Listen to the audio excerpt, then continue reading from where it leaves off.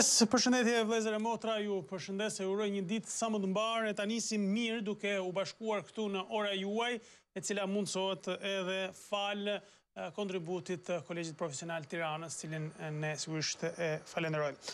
Do të jemi si çdo ditë së bashku nga ky moment deri rreth orës 8:40 për të ndarë komunikimin ton së bashku, për të ndarë minutat tona në dispozicion me ju, që ju të thoni atë që besoni se është e drejta, e vërteta dhe e rëndësishme, për të thonë, e për të adresuar. Padyshim që ne besojmë dhe jemi krah jush në çdo moment për atë çfarë ndani dhe publikoni dhe thoni si shqetësim tuaj këtu.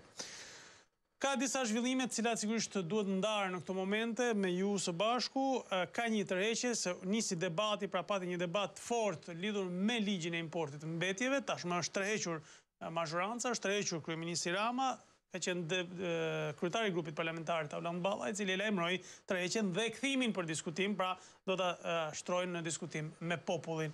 Kështu deklaroi kreu grupit parlamentar.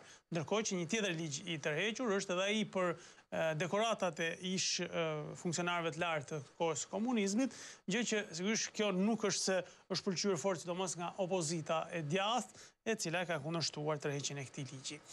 Ndërkohë, kemi sigurisht edhe zhvillime të tjera, mjaft të rëndësishme, të cilat do të jenë në fokusin edhe të titujve kryesor të shtypit për ditën e sotme dhe sigurisht një sër momentesh tjera të cilat do t'i ndajmë së bashku. Nga ana tjetër, kemi pra politikën si zhvillim kryesor, i cili mbizotron, pra si zhvillim, pra mbizotron në tregun edhe mediatik.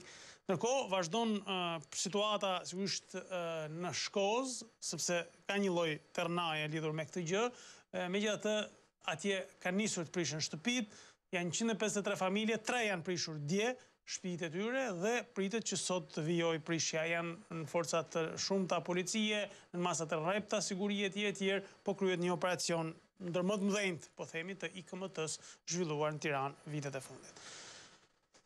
Sigurisht e rëndësishme është të gjendet një zgjidhje, sepse 153 familje që nga ky moment listohen si pas 3 në Tiranë dhe sigurisht meritojnë edhe ata një zgjidhje si gjithë të tjerët. Padyshim që ka qenë premtimet shumëta që janë dhënë dhe që deri tani nuk janë mbajtur. Fillojmë me shtypin e ditës, do të gjejmë sigurisht shumë informacione, shumë lajme të cilat besoj se janë në interesin tuaj. Fillojmë me gazetën Koha Jon, ballinën e saj kemi titullin qendror: LSI referendum për ligjin e plerave, shkrimin faqen 3. Pra, është një ide që hedh LSI duke pas parasysh tërheqjen e Partisë Socialiste për ligjin e plerave, ka vendosur pra të propozojë idenë e referendumit, shkrimin faqen 3. Nis prishja e shtëpive në Shkozë, 153 familje mbeten mes të 4 rrugëve, është titulli shoqëruar edhe me këtë foto të gazetës Koha Jon, ku fadromat dhe skrepat e IKMT-s janë duke prishur pra banesat e para, janë pamje nga aksioni i prishjes së ndërtimeve në zonën e Shkozës në Tiranë. Intervista Petrit Vasili: reforma zgjedhore duhet të jap fund manipulimeve dhe blerjes së votës, shkrimin faqen 8. Ministri i Brendshëm Xhafaj, bashkëpunimi me Europol kundër krimit të organizuar, shkrimin faqen 6. Fleckenstein, është pra eurodeputeti Fleckenstein, çelja e negociatave e mundur gjysmën e parë të 2018-s, shkrimin faqen 6. Ndërkohë po nga politika kemi zhvillimet e tjera. Josefina Topalli, pa një opozitë të fortë, Edi Rama është i frikshëm, është intervista në faqen 4. Reagimi PD tërheqja nga ligji i mbetjeve, lëvizje mashtruese e Partisë Socialiste, shkrimin faqen 2, pra nuk i beson opozita. Koment: jo, Edi Rama nuk e shkeli marrëveshjen, është nga Andi Bushati, shkrimin faqen 10. Ministrja Ogerta Manastirliu do të lirohen territoret e zaptuara në spitalet publike, është aksioni i ri, pra që paralajmërohet, bëhet fjalë për njësitë tregtare, lokalet apo edhe tezgat që gjenden brenda territoreve të spitaleve.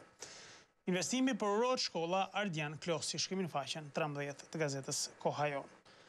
Kalojmë tani në gazetën shqiptare, e cila vjen me titullin e saj kryesor: shemben ndërtimet në rrugë, nis operacioni. Kreu i mirëmbajtjes në ARSH, Spartak Tarka, aksion në të gjithë vendin. Pronarët e ndërtesave kanë 15 ditë kohë për lirimin e ambientit. Në rrugë do të ketë vetëm tabela dhe sinjalistik, nuk do të ketë tabela reklama shpaleje. Pra është një tjetër aksion i lajmëruar dje nga Ministria pra e Transporteve, ku sigurisht do të ketë një pastrim të plot të akseve rrugore nga tabelat paleje, kuptohet. Dekoratat e mbetjet, PS tërheq ligjet, Balla i kthejmë në publik për konsultim. Projekt ligji i Partisë Demokratike, Ali Beaj do punoj me Konrad Adenauer, simbolet komuniste, diskutim në grupin e PD-s. Berisha të dënohen me ligj është një shkrim që vjen pra në gazetën shqiptare, e gjeni në faqen 2 dhe 3. Ambasadori thirrja e Ramës për diplomaci aktive ekonomike, Qirko, çfarë ofron Shqipëria, është shkrimi në faqen 11. Aksioni në Shkozë shembën 3 banesa, policia blindoi zonën, banorët, jemi në rrugë, është shkrimi në faqen 8. Ishe fejuara e akuzon më përndoqi, i riu, më kërkoi vetë të takoja, është përdhunimi, pra historia përdhunimit në faqen 6 të gazetës shqiptare. Policia goditet me Audi të blinduar, në kërkim biznesmeni. Hetuesi dyshohet se mjeti drejtohej nga i biri, arrestohen 3 persona dhe sekuestron 7 makina luksoze. Për plasja në Elbasan, Renea FNSH në aksion për kapjen e Petrit Çelës, është një figurë e njohur në Elbasan, shkrimi në faqen 8. Ishte përndjekurit të lista e 8 e trashëgimtarëve që përfitojnë 2 këstet e para, është pra lista e plotë në 2 faqen, në faqen 10 dhe në faqen 12 të gazetës shqiptare. VIP Pages është rubrika e gazetës shqiptare, i kthehet aktori, rrëfehet aktori, më falni, Ervin Bejleri, i kthehet me emision në televizion, në TV, rolet, krijesat e mia, është suplement i gazetës shqiptare. Në krye të gazetës kemi edhe titujt nga opinionet e ditës, nga Edval Zoto, 1.4 milion portale dhe vrulli për përçmim, është shkrimi në faqen 21. Dhe nga Kiço Blushi vjen në faqen 20 shkrimi përse shqiptarët i drejtohen ambasadorit amerikan. Është një pyetje në fakt që e bëjmë shpesh. Dalim tani në gazetën Shekulli dhe shohim titujt kryesor të kësaj gazete. Titulli qendror është deklarata e Topallit, Basha aktratie me reformën. Një shkruaj parlamentarja flet për reformën zgjedhore, del kundër ndryshimit të sistemit. Shprehet se nuk është tërhequr nga betejë për largimin e Lulzim Bashës nga Partia Demokratike. Fjalimi në OKB, Trump, nëse kërcënon SBA-n, do ta shkatërrojmë Korenë e Veriut. Të gjitha vendet të mbështesin 2 detyra themelore, të respektojnë interesin e popullit të tyre dhe drejtat e çdo vendi tjetër sovran, shkrimin faqen 17. Kokdhima, qeveria kërkon ta shtyjë reformën zgjedhore në kalendat greke, është shkrimin faqen 11. Gjyqi Shullazi, dëshmitari kyç gojen, avokatët mbrojtës duan veting, shkrimin faqen 13. Apeli naftëtarëve të Armo, po vdesim për bukë, na ndihmoni. Letra e hapur drejtuar ambasadorëve, qeverisë dhe avokatit popullit. Ka kaluar një vit nga takimi me Ramën dhe s'kemi marrë pagat. Shkrimin faqen 17, në fakt disa herë janë ankuar dhe në këtë komunikim të drejtë për drejtë këtu në emisionin ton naftëtarët, pra punonjësit e Armos, të cilët nuk kanë marrë ashtu siç rënë dakord me qeverinë, pagat e prapambetura, sigurimet dhe disa kushte për të cilat ishin protestuan, madje edhe patën e takim me drejtuesit e qeverisë të politikës qeverisë. Meksik, tërmet i fuqishëm, bilanci paraprak 42 të vdekur, shkrimin faqen 2. Trafiqet, policia në prishjen e banesave, banorët na pren në Besë. Shkoza në shtetërrethim, fillon prishja 153 objekteve, familjet nisin ngujimin, heshtja e qeverisë dhe mashtrimi i deputetës së PS-s, shkrimin faqen 4, 5 dhe 6. Futboll, Shqipëria e përgjysmuar për ndeshjet me Italinë e Spanjën, dhimbje koke për trajnerin italian Panucci nga fluksi i madh i dëmtimeve dhe pezullimeve të lojtarëve të kombëtarës kuqezi, shkrimin faqen 20-21. Koncerti 3 tenorët mesazh paqe në tempullin e Dodonës, shkrimin faqen 18 dhe 19. Kalojmë tani në gazetën Tema, e cila vjen me titullin e saj qendror. Rama tërhiqet nga importi i mbetjeve dhe heqja e dekoratave. Do diskutohen me popullin, shkrimin faqen 3. Shumë gjëra bëhen në emër të popullit. Çfarë fshihet pas sherrit, fuga Çili, historia e një miqësie që u shndërrua në përplasje publike, shkrimin faqen 6 dhe 7. Intervista, Josefina Topalli, pse votimi elektronik i kërkuar nga Basha është aktratie ndaj PD-s, shkrimin faqen 4. Fundi i hidhur i kalvarit të legalizimeve, banorët e Shkodrës protestojnë për zgjidhje, shkrimin faqen 7.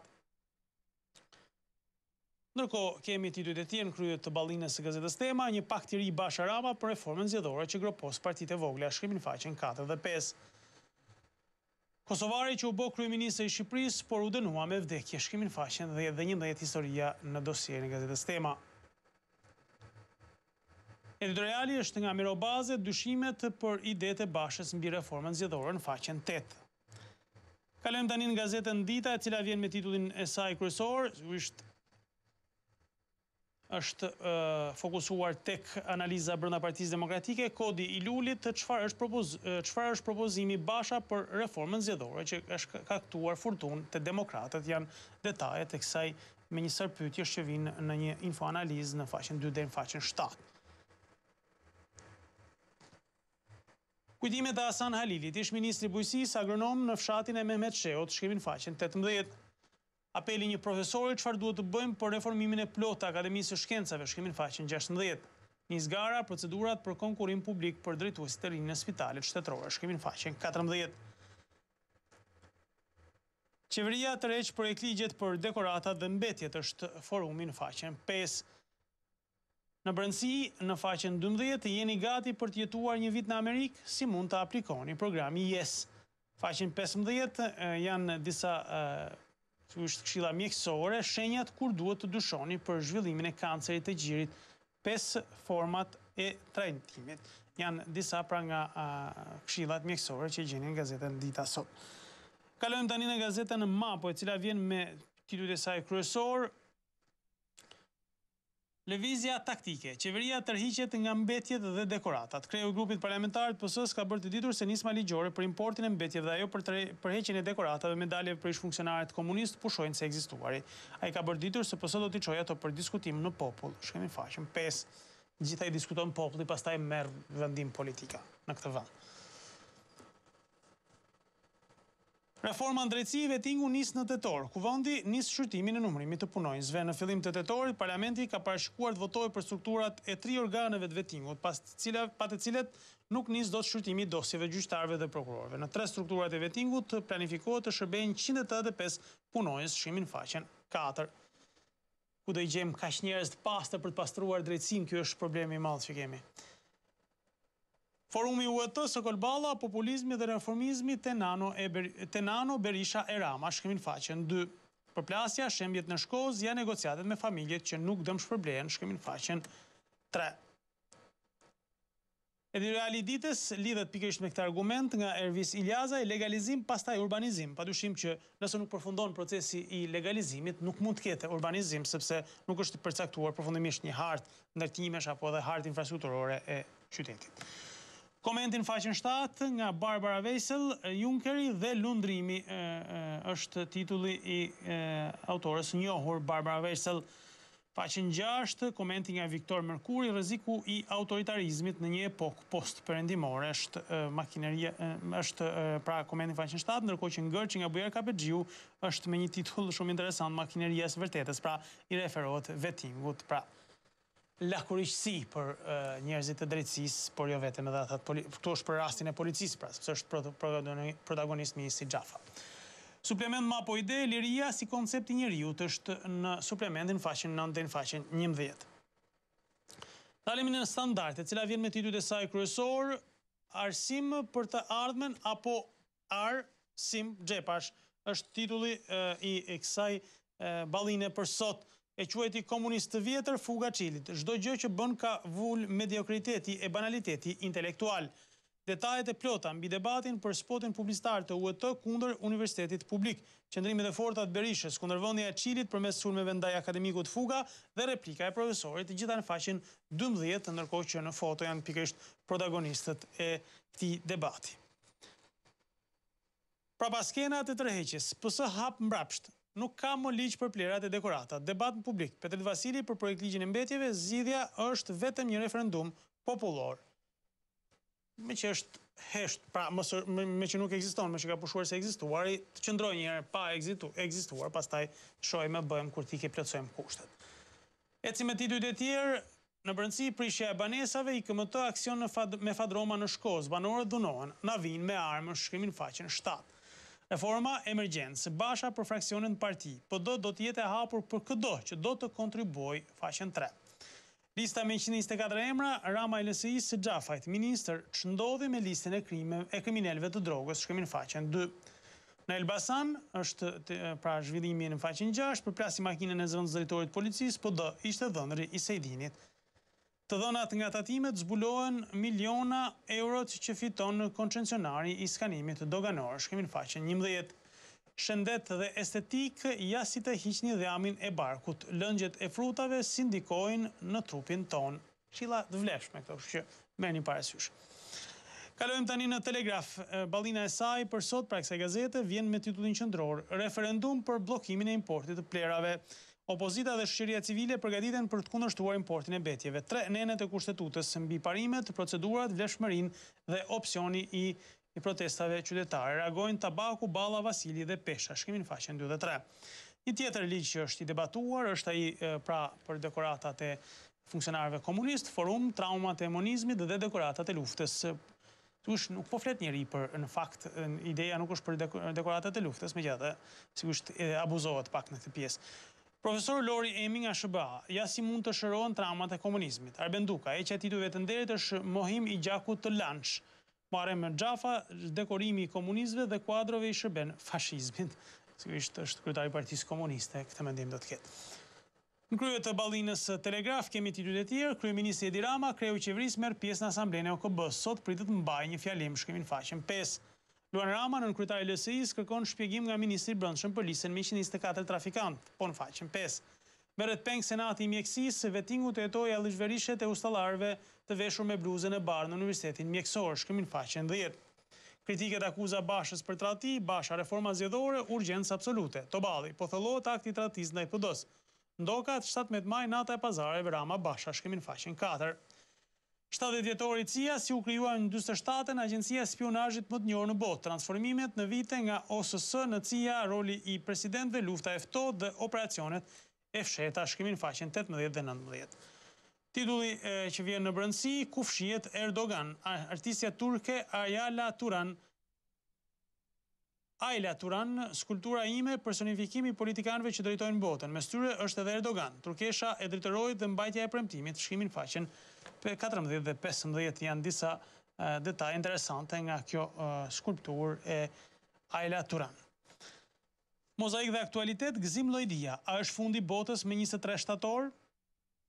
Një pyetje që sigurisht tronditse, por shpesh është bërë kjo pyetje dhe kanë kaluar shumë herë shumë funde bote që nuk kanë ndodhur. Bardhyl Berberi, ku është banka gjenetike? Është në faqen 16. Mjekësia kineze ja ushqimet që kurojnë sëmundjet e stomakut, zemrës, shpretkës, prostatës dhe kockave, faqen 22. Sport, Arjan Fetishaj, Tirana, bërthama e notit shqiptar. Federata Shqiptare e Notit, mbështetëse serioze, faqen 20. Opinion dhe koment, gjuha e njësuar letrare emblema e kombit, është një shkrim nga Moj Komzeqon, faqen 11. Ku shqendron pas sulmit shpifes ndaj profesor Çabet nga Kastriot Myftare, shkrimin faqen 10. Dalemi tani në gazetën 55, e cila vjen me titullin saj qendror: Zjarri i Shkozës dhe prushi i revoltës, Përplasja dhe vendosmëria e banorëve të Shkozës për të mos u nënshtruar dhunës në tmerrshme të qeverisë e ka burimin tek mashtrimi parazgjedhor i Edi Ramës, thot gazeta 55 në serimin e saj. Basha, Rama po godet banorët e Shkozës si pushtues, të ndalet dhuna policore dhe shembja e banesave. Deklarata, Duma, banesat janë në proces legalizimi, shteti po i përjashton në blok, sepse nuk do të paguaj shpronësim. Në brendësi, me gjithë lobingun qeveritar, Fleckenstein se fshe dot, si vjetë s'ka negociata, edhe vitin tjetër, me pikpyetje është titulli që vjen në brendësi. Marrëveshja 18 majit vdiq, reforma zgjedhore, urgjencë absolute, janë deklarata kreu të opozitës. Rubrika Dita në gazetën 55, enveristët qërtojnë Edi Ramën, e detyrojnë të tërhiqet nga projekt ligji i dekoratave. Bijtë ruajnë dekoratat e etërve, është titulli pra që shoqëron në faqen e parë gazeta 55 shkrimin e saj. Forum, presidenti Trump paralajmëron Korenë e Veriut. Kim është nisur drejt një misioni vetvras, se ka prapër Kim Jong-un në Korenë e Veriut. Analiza si po rusifikohet Serbia me fondet dhe shantazhet e fshehtat Putinit. Analiza, askush në lindjen e mesme nuk do një shtet kurd, nga Bernard Guetta, është shkrimi pra lidhur me idenë e një referendumi që kanë paralajmëruar kurdët në Irak dhe në Turqi, pra për të krijuar me vetësinë. Dalemi tani në rilindjen demokratike, titulli qendror: Krim. PD sot me banorët në Shkozë, një pjesë e 153 banesave në Shkozë me leje që nga viti 1960. Banorët në shtetërrethim, ndërtesa mediat në shtetërrethim, ndërsa mediat censurojnë masakrën, është titulli pra që shoqëron edhe këtë foto ku po prishet një shtëpi dykaçe, siç e shikoni, është e investuar goxha. Ndërkohë, po me këtë argument, sjellje prej pushtuesi ndaj banorëve në Shkozë është deklarata e kryetarit opozitës Basha. Ndërkohë, në brendësi, banda Elbasanit, Sejdini, Rama, Çela.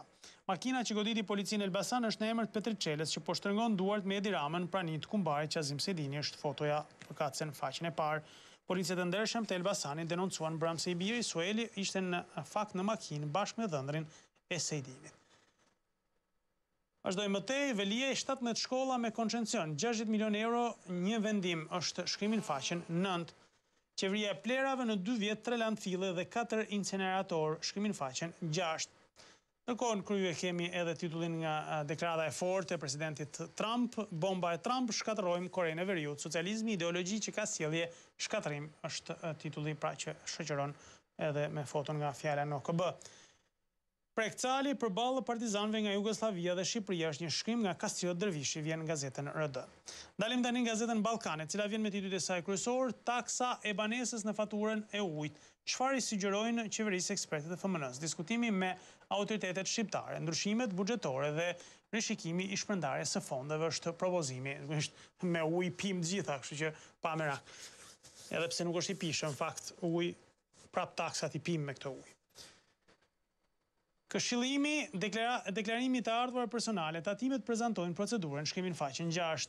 Pronat si realizohet juridikisht zgjidhja individuale nëpërmjet Strasburgut, është pra këshillimi nga profesor doktor Gëzim Boçari. Instituti i Sigurimeve Shoqërore, pagesa e lejes së lindjes. Të gjitha dokumentat e reja që duhen, faqen 7, pra janë shtuar disa dokumenta, kështu që është e rëndësishme për ato që gra që janë në prag të marrjes së lejes së lindjes të interesohen për ditur se kush janë këto dokumenta. Bonot dhe obligacionet, individet nuk do të marrin më pjesë në ankandë, është titulli qendror nga ekonomia. Fleckenstein nuk ka kushte shtesë për çeljen e negociatave për Shqipërinë, shkrimin faqen 2. Zbatimi i vettingut prezantohet në kuvend struktura e 3 organeve në faqen 3. Reformimi i administratës, DAP njofton zyrtarisht punonjësit për transferimet, shkrimin faqen 4. Klubi i Ballkanit nga Ylli Dilgjeri, jes kryeministër, shkrimin faqen 9. Ndërkohë dosier, populli ynë është gjithmonë i gatshëm të luftojë dhe lufta është profesioni i tij i preferuar. Intervista e panjohur Ismail Qemalit në Paris Polematë në faqen 11 pra për gazetën Mëngjesi në Shqip. Përshkrimi i piktorit të famshëm Albert Rasinet, periotët ose shqiptarët e fuqishëm dhe luftarak furnizojnë gjithë Greqinë me veshjet e bukura mbuluar me ar, shkrimin faqen 11. Këshilla mjekësore, shkencëtarët gjejnë orën e brendshme në qelizat e gjalla të njeriut, shkrimin faqen 14. Interesante kjo, sepse gjithë besojmë se e kemi një orë, ja që qenë ka dhe një e brendshme në qeliza. Kalojmë tani në gazetën Integrimi, organi lëvizjes socialiste për integrim. Titulli qendror është deklarata e Petrit Vasilit, duhet referendum popullor për importin e plerave. Shqiptarët të shqetësuar. Vendimin e merr vetë populli, i cili është shumë i shqetësuar që Shqipëria të shndrohet në gropën e plerave të Europës. Me këtë ligj, të gjithë llojet e plerave do të derdhen në Shqipëri, shkrimin faqen 3. Ndërkohë, nga Luan Rama, vjen një deklaratë tjetër për LSI-s, një kujtesë për ministrin e Brendshëm, çfarë ka ndodhur me listën e kriminalëve të drogës, shkrimin faqen 3. Kur nuk ke program, qeveria e paaftë dhe pas një projekte nis punën me nismat dhe projektigjet e LSI-s, shkrimi në faqen 5. Katastrofa në rrugët e vendit, aksidentet rriten me 8.6% në gusht, vdesin 22 persona, 30% më shumë të plagosur, shkrimin faqen 4. Vjosa, lumi i fundit i egër në Europë, zbulon sekretet e tij, rrezikohet biodiversiteti i rrallë i kërcënuar nga hidrocentralet, shkrimin faqen 4. Programi i qeverisë Rama 2, bashkëqeverisje me oligarkët, premton ulje taksash për më të pasurit e më të pasurve dhe harron të varfrit. Është shkrimi pra që është bërë investigimi i birnë. Koment në faqen 7 nga Saramagro, Il Sole 24, pra Dielli 24, turizmi dhe problemi i mbetjeve në Shqipëri, faqen 7. Është shkrimi pra që vjen nga një italiane për situatën në Shqipëri. Fuqizimi i vajzave në shoqëri, Bjorn Lomborg e sjell të shkrim në faqen 6. Dalim tani në shtypin sportive. Do të flasim kryesisht për futbollin, por edhe për zhvillimet tjera sportive. Titulli qendror, Gjyq në Shkodër, Lika tifoz, mos na braktisni, është kapiteni Lika i Vllaznisë Shkodrës. Sigurisht edhe njerë do të pranuar pra se humbja me të uten ishte aksidentale, Vllaznia nuk është sigurisht për të gjykuar krejtësisht, por sigurisht për të gjetur rrugët për të zgjidhur situatën e krijuar. Thuaj se një orë gjysmë analizë dhe kritikat forta për Kuqeblut. Kërkohet reagim urgjent ndaj luftëtarit. Kapiteni premton kthesë në fundjavë, shkrimin faqen 8. Kuksi, jo gjithçka vaj, kampionët tani shqetëson, sulmi, shkrimin faqen 7, pak vetëm gol që e kanë shënuar me 11 metrash. Liga e Kombeve afron shorti, UEFA nuk parandalon Serbi, Shqipëri, shkrimin faqen 14, sigurisht që do të gjendet një mekanizëm për të evituar një përplasje të tillë. Shehi, kapiteni i skuadrës Skënderbeut, Dërges Shehi, pra portieri tashmë veteran, na shihni ndaj Partizanit. Kapiteni i Koçarëve pranon se në kamz mungoi agresiviteti. Tani mendjet përballja e fundjavës para sfidës kundër Young Boys është argumenti pra që vjen në faqen 4. Analiza Dritan Mehmeti, Partizani e Kuksit u duhet dhënë kohë, shkrimin faqen 2, pra është eksperti i futbollit Dritan Mehmeti. Teuta flamurtari, sfida që do të tregoj shumë. Musta, ja dalim në Durrës, është sigurisht skuadra që po kryeson kampionatin Teuta për të flamurtarin që padyshim tregoi një formë shumë të mirë, pra ka bërë një skuadër shumë të mirë trajneri Duro. U17 dhe U19 hidhet shorti, javën e ardhshme nisin kampionatet e moshave, shkrimin faqen 12 dhe 13, pra do të ketë tashmë edhe një tjetër kampionat të rëndësishëm ai moshave, sepse nëse nuk ekziston një sistem zinxhiri i futbollit, nuk do të kemi sigurisht ato talente që po shpërthejnë në skuadrat kryesore. Futboll femra, vajzat Kuqezi pa fat. Një gol i thyen në Bielorusi, shkrimin faqen 24, sigurisht ishin pranë një barazimi që do të ishte shumë e vlera për skuadrën tonë, por në fund skuadra bieloruse ka shënuar në portën e skuadrës së vajzave shqiptare.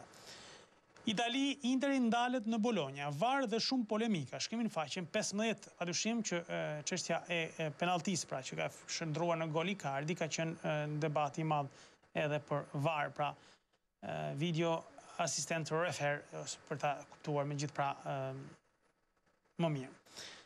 Faqen 15 është ky informacion. Spanjë, Barcelona luan tenis. Messi vlen sa për 4, ka shënuar 4 gola. Pra Messi është një shpërthim pra në këtë fillim të sezonit i Leo Messit, absolutisht po përfiton ndoshta edhe nga mungesa e Ronaldo, si dënuar 5 ndeshje për të mos luajtur, sigurisht po krijon po e thellon avantazhin që i jepet si shans këtë herë Lionel Messit.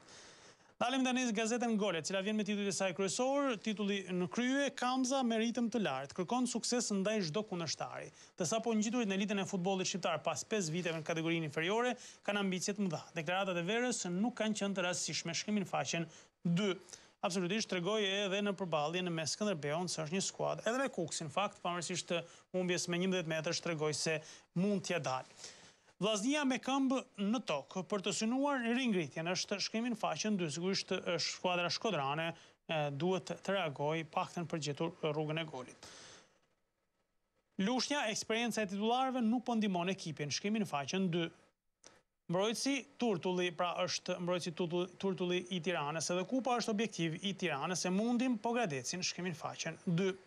Kombëtarja mungojnë 3 mesfushorë Kuqezi. Panucci rikthen Tauland Xhakën, është një pyetje që ngre në faqen 2 gazeta Gol.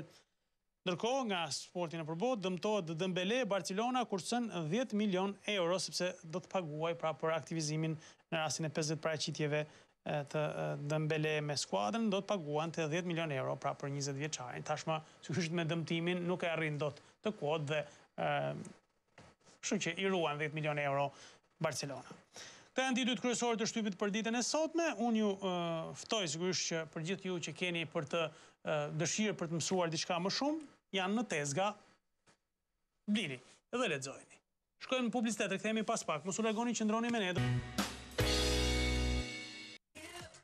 Jemi drejt për së drejti miq në komunikimin ton, dedikuar tërësisht ju. Para se të filloj komunikimin, kam një sqarim, cilin sigurisht e mora si angazhim dje për të bërë për gjithë ata që e kishin si pyetje lidhur me licencimin e efektivave të policive private, i cili është kthyer në një debat në fakt edhe mediatik, por edhe si shqetësim qytetar, pra ata që punojnë në këtë sektor. Atëherë, unë ju drejtova policisë së shtetit dhe kërkova informacion, sigurisht duke u interesuar edhe me mënyrën se si funksionon.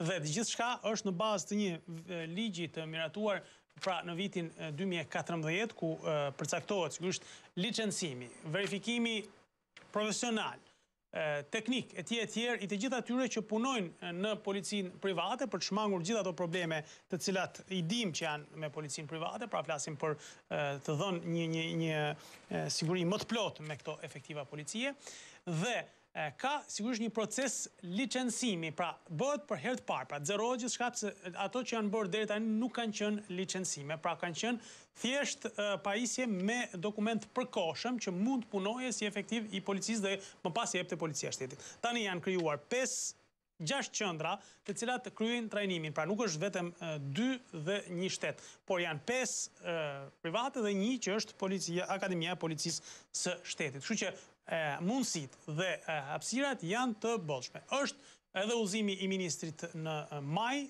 pra ministrit brendshëm në maj të 2017, i cili e bën pra të detyrueshëm këtë proces. Kështu që çdo lloj diskutimi e tjerë është pra besoj i pa nevojshëm, sepse është një mundësi për të marrë, për të certifikuar dhe më pas për të licencuar nga policia e shtetit për një gjithmonë pra për të qenë efektiv policie. Sigurisht bëhet çdo vit më pas trajtimi dhe përgatitja teknike secilit prej punojësve të policisë, pra secila kompani ka detyrimin ta bëjë këtë dhe do të jetë sigurisht në të mirën e punës. Kështu që është vërtet pagesa 20.000 lekë për orë, gjithsesi është një investim i mirë pra për të quajtur profesionist, për të marrë një profesion në këtë rast dhe për të qenë profesionist.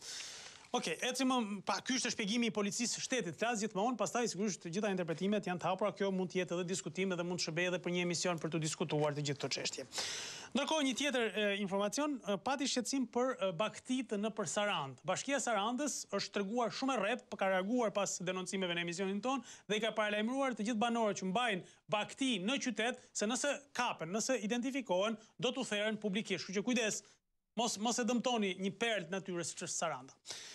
Fillojmë pa humbur kohë, presim telefonatat tuaja në 04 23 44 720 dhe 069 670 24. Pa humbur kohë do të presim telefonatën e parë për sot. Alo, mëngjes. Alo, mëngjes. Mirëserat, përshëndetje. Po Patrik. Po? Ka mori herë unë po tiki qelbele. Po? Kam i problem për çunit. Po? O me barake. Po? Ka në mojti, ka në kujri, spat, Ku, në çfarë vendi jeton? Peqin. Po? Peqin. Ka stopi, i prucan dima të herë, para 8-9 muesh. Ka stopi, i prucan dima. Ajo për jashtë fare me 3 kalamoj. O për jashtë të fare, të vita shorë, beset këtë dima keq më botë si. Plas ka kërkuar nga bashkia, nga këto shoqatat apo nga institucionet e kanë ndihmuar, s'kan pasur mundësi ta ndihmojnë çfarë? Nuk ka as vend. I kanë dhënë një ushqim, një gjonë kështu. Problemi është ke për zgjidhje, nuk është zgjidhja Po sigurisht pra, unë për zgjidhje po flas. Ai kanë dhënë mundësi zgjidhje për strehim dhe mundësinë sigurisht për tu punësuar në mënyrë që të mbajë familjen, jo të presë ndihmë. Ai çogjën e ka i bërë ka hull kraun, ka bua perim. Po, kalamojt, i shkojnë kalamojt shkollë, ka keqe i shkojnë spa kalamojt. Kupton ti ky, është gjendje më skandaloze në botë, besoj të ketë e kacove në hyrjet Peqinit. Në hyrjet Peqinit. Unë ka pa shumë kronika. Po të vini ta shikoni ju, vini të duhet në kohë. Vini të duhet në kohë, ku të shpeni qysh që tonë ky. Njeri me 3 kalamoj veti 5 vetë, një kacove që i rynë shiu mena, këto tjera gjithë mena. Okej, unë ta premtoj këtë gjë, por unë kam një apel duke nisur me bashkinë e Peqinit, pikspari, e cila duhet nërhy, nuk është as në imazhin e mirë vetë bashkisë, sigurisht të lejoj jetesën e një familje. Rëndësi ka se kush është, rëndësi ka që t'i jepet zgjidhje. Paktën për strehim, se sigurisht pastaj gjëra të tjera zgjidhen. Po të jetosh në Kasollë, si sa zotëria, në 2017, në hyrje të një qyteti mes Shqipërisë, sigurisht është si një mënyrë për të reflektuar pak, si një shenjë për të reflektuar edhe institucionet e pushtetit lokal, sepse prandaj janë aty, nuk janë vetëm thjesht për të për të thënë se po bëjmë në rruga, po bëjmë. Kanë edhe për detyrime ndaj qytetarëve, ndaj njerëzve të cilët janë vërtet nevojë. Presim tjetër telefonat, alo mëngjes. Alo. Mirëmëngjes. Alo, mirëmëngjesi. Mirëserat, përshëndetje. Jam një qytetar këtu nga Tirana, duhet bëj një denoncim. Po, zotëri. Në rast se doni të shikoni shklevrit e socializmit, po? I keni në bashkinë e Tiranës, te zoti Ermal, që është ai drejtori i policisë bashkiake. Po. Ai shfrytëzon njerëzit nga ora 7 e mëngjesit deri në orën 9 të darkës, deri në orën 14 orë. Nuk ka patur, nuk ka bërë vaki këta lloj sklever punojshin edhe në kohët e shekullit 18 e 19. Sot punojnë, se janë hallegji, duan të bajnë familjen edhe nuk mund të ankohen, nuk mund të ngrejnë do të zërin. Sepse janë të detyruar se i heqin nga puna. Sepse kanë filluar punë para 6 vjetë në kohën e PD-s dhe janë të detyruar të ulin kokën e të punojnë. Si sklever. Verifikojeni e keni në policinë rrugore, policia rrugore e bashkisë. Tiranë. Po, e kam parasysh ata që lvizin patrullat lvizin. Bravo, që vjen gjoba, duan ta mbajnë shtetin me gjoba. Është vazhde për herë nga ky kaplani. Kaplani vazhde për herë nga 12, nga 14 orë. Sidomos ata që kanë filluar në kohën e PD-s punë, janë të detyruar të mos heshtin, të mos flasin, sepse i heqin nga puna. Është një skllavërim i papar në histori. Okej, të falenderoj vërtet, absolutisht denoncim që duhet verifikuar dhe sigurisht edhe drejtoriuesit e policisë bashkiake të japin një shpjegim se çfarë ka të vërtet në gjithë këtë histori. Zotëria ka detyrim, sigurisht merr guximin dhe detyrimin për të bërë denoncimin, pastaj takon institucionet, por edhe mediave të verifikojnë të gjithë këto gjëra që tha zotëria. Ecim më tej, presim tjetër telefonata. Mirëmëngjes. Alo? Mirëmëngjes. Mirëmëngjes, mirë se erdhët. Si jeni, mirë jeni, urime për emisionin. Faleminderit. Jam një qytetar nga qyteti Elbasanit. Po. Edhe kam djalin që ka marrë shkollën për gazetari dhe marketing biznes. Po. Ka një vite ca muaj edhe nuk ka gjetur punë deri tani. Nëse ka mundësi. Po.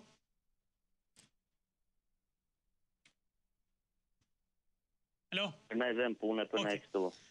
Dakor, ka kërkuar, si ka ndonë, pra asnjëra në fush nuk ka gjetur dot punë, se tha që ka dy. Ka kërkuar, ka çur CV-ne për këto zyra këtu dhe nuk i kam kthyer asnjë lloj përgjigje. Okej. Mirë, dakor, faleminderit, nëse sigurisht është mundësia e aplikimit, ne ftojmë djalin që të aplikojë sigurisht edhe në media, se mos presim gjithmonë vetëm nga institucione shtetërore, por edhe në media private. Megjithatë, sigurisht nëse krijohet hapësirë, mundësi sigurisht mund të jepet shansi edhe këtij djali nga Elbasani. Falenderoj shumë zotrin për telefonatën. Ecim më tej, presim tjetër komunikim. Alo, mëngjes. Alo? Alo. Mirëmëngjes. Mirëmëngjes. Mirë se erdhët, përshëndetje. Përshëndetje. Po? Me pasëku plas? Po, jemi drejt për së drejti. Vetëm pak uleni pak zërin se na krijon shumë zhurmë. Okej. Mirëmëngjes, Patri. Po, ju dëgjoj shumë mirë. Po. Jam një qytetar në Fjeri. Po. Ore, Patri, po çfarë do me këta në shtator? Me kë?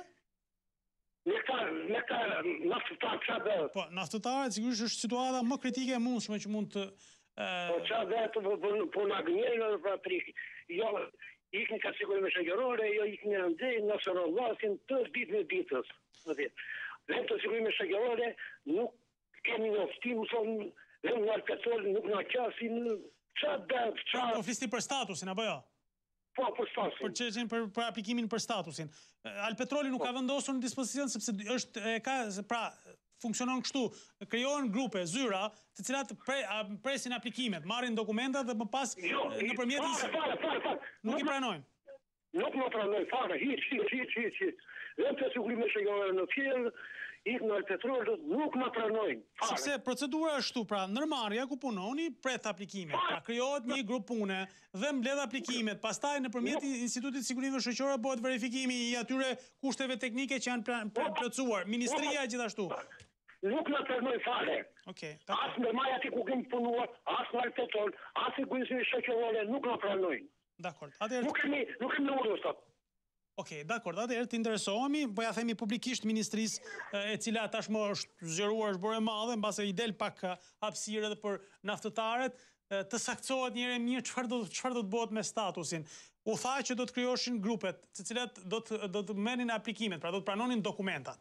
Shumë mirë, thanë që filluaj puna etj, filluan naftëtarët, bëjnë dokumentat etj. Tani del zotëria dhe thotë që nuk na qasin as në Alpetrol, as sigurime, as kërkund. Ku do të shkojnë ta njerëz është një pyetje që duam përgjigje, padyshim për jo unë, po duan naftëtarët të dinë se ku shkojnë. Dhe sigurisht është mirë t'ja u japim publikisht këtë gjë dhe ministria dalet t'ja u sqarojë, apo edhe institucioni Alpetroli, apo edhe Instituti i Sigurisë Shoqërore të dalet shpjegojë procedurën, si funksionon, si do të mundet, pra kush është rruga që duhet ndjek një naftëtar për të bërë aplikimin, për të përfituar statusin dhe efektet që t'jep statusi i naftëtarit. Se u bë një vit që kur është miratuar statusi dhe vazhdojmë së rollatemi pa asnjë efekt. Kështu që mos të bëjmë thjesht gjëra në letra, të bëjmë gjëra që shkojnë në xhepin, në tryezën e qytetarëve, sigurisht me përfitim të drejtë të asaj që u jepet.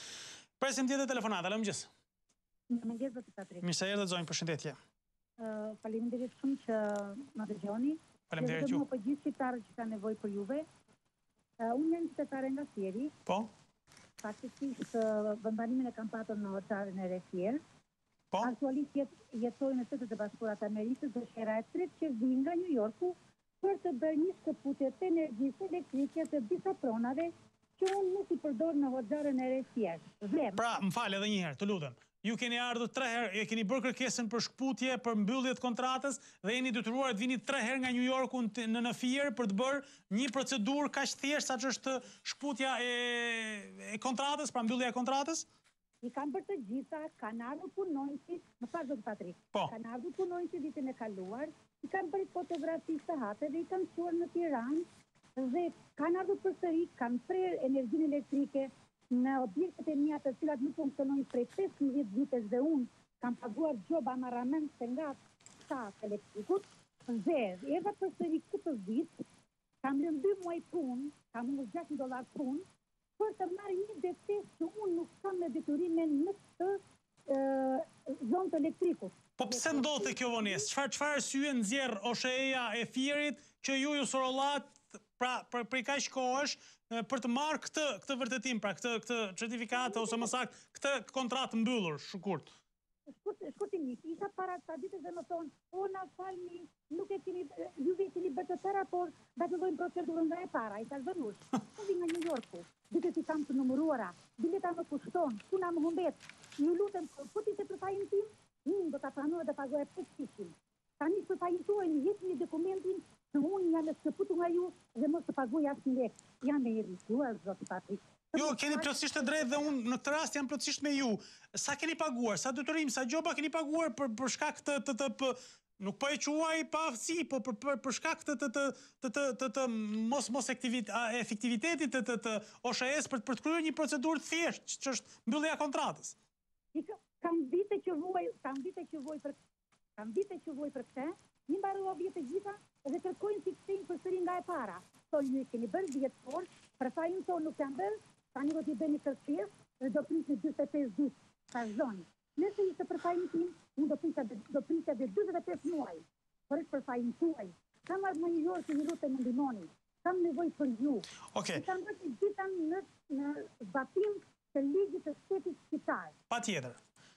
Atëherë, unë ju ftoj qëndronit, kemi se absolutisht është kjo është për rekord Guinness, pra të sorollatesh për të bërë një procedurë të thjesht, më duket absolutisht e pa drejtë dhe abuzuese dhe padyshim që duhet shteti në këtë rast, institucioni, OSHE-ja të reflektojë dhe të jap zgjidhje zonjës mundësisht brenda ditës. Se mos të presim ti thot, siç ndodhi me rastin e Beratit, ku kryeministri i tha atij drejtori që brenda ditës sotme t'ia zgjidhësh problemin e legalizimit të asaj zonjës së moshuar në Berat. Tani mos të bëjmë, mos detyrohemi vetëm kështu t'i zgjidhim gjërat. Edhe mediatikisht, edhe kjo funksionon, sepse kur shkon media, fillojnë e detyrohen t'i marrin pak më në konsiderat gjërat. Ju lutem shumë institucione, është shumë e thjeshtë më. Zonja ka ardhur nga vetëm kaq duhet kuptoni, ka harxhuar para, ka harxuar thjesht për gabimin e një punonjësi aty apo të një grupi punonjësish dhe nuk jepet zgjidhje. Kjo është problemi më i madh. Pra ky është shteti që nuk funksionon. Kjo është administrata që duhet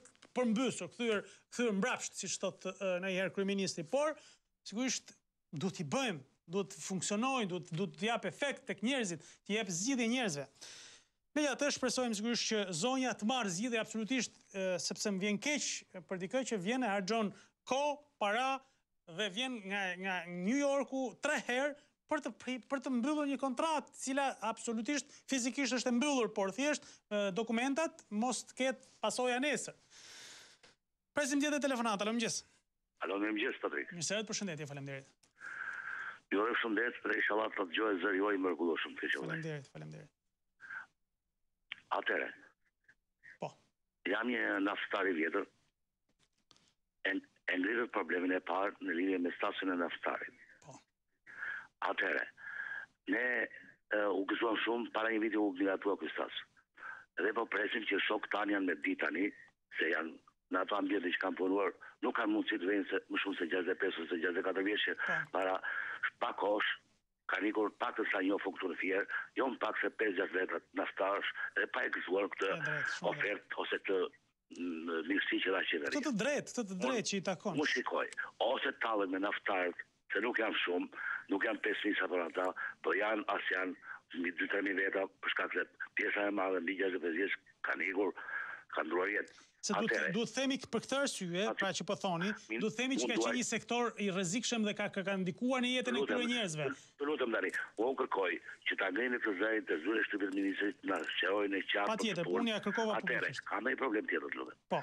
Jemi punojës të armës, kemi kontratë pune për të marrë në datën 13 të çdo muaj rrogën. Kemi hyrë në muajin e tretë e nuk e di ç'bëhet me këtë. Ajo arma punon, se ku ven, e se s'ku ven atë. Sa keni pa marrë, se unë pash sot edhe në gazetën Shekulli ishte shqetësimi i punëtorëve të armës, rafinerive të naftës, të cilët patën kontakt, më fal, se duhet ta kuptoj drejt këtë gjë, të ta kuptojnë dhe ata. Patën një kontakt edhe me qeverinë, u premtua dhe kryeministri Rama gjithashtu u angazhua për t'ia zgjidhur problemin. A është zgjidhur problemi i pagave të parapambetura dhe apo zgjidhet problemi për ju për t'u trajtuar normalisht dhe për të vazhduar punën normalisht? Më dëgjoj, Patrik. Po. Atëherë unë shikoj vetëm kaq.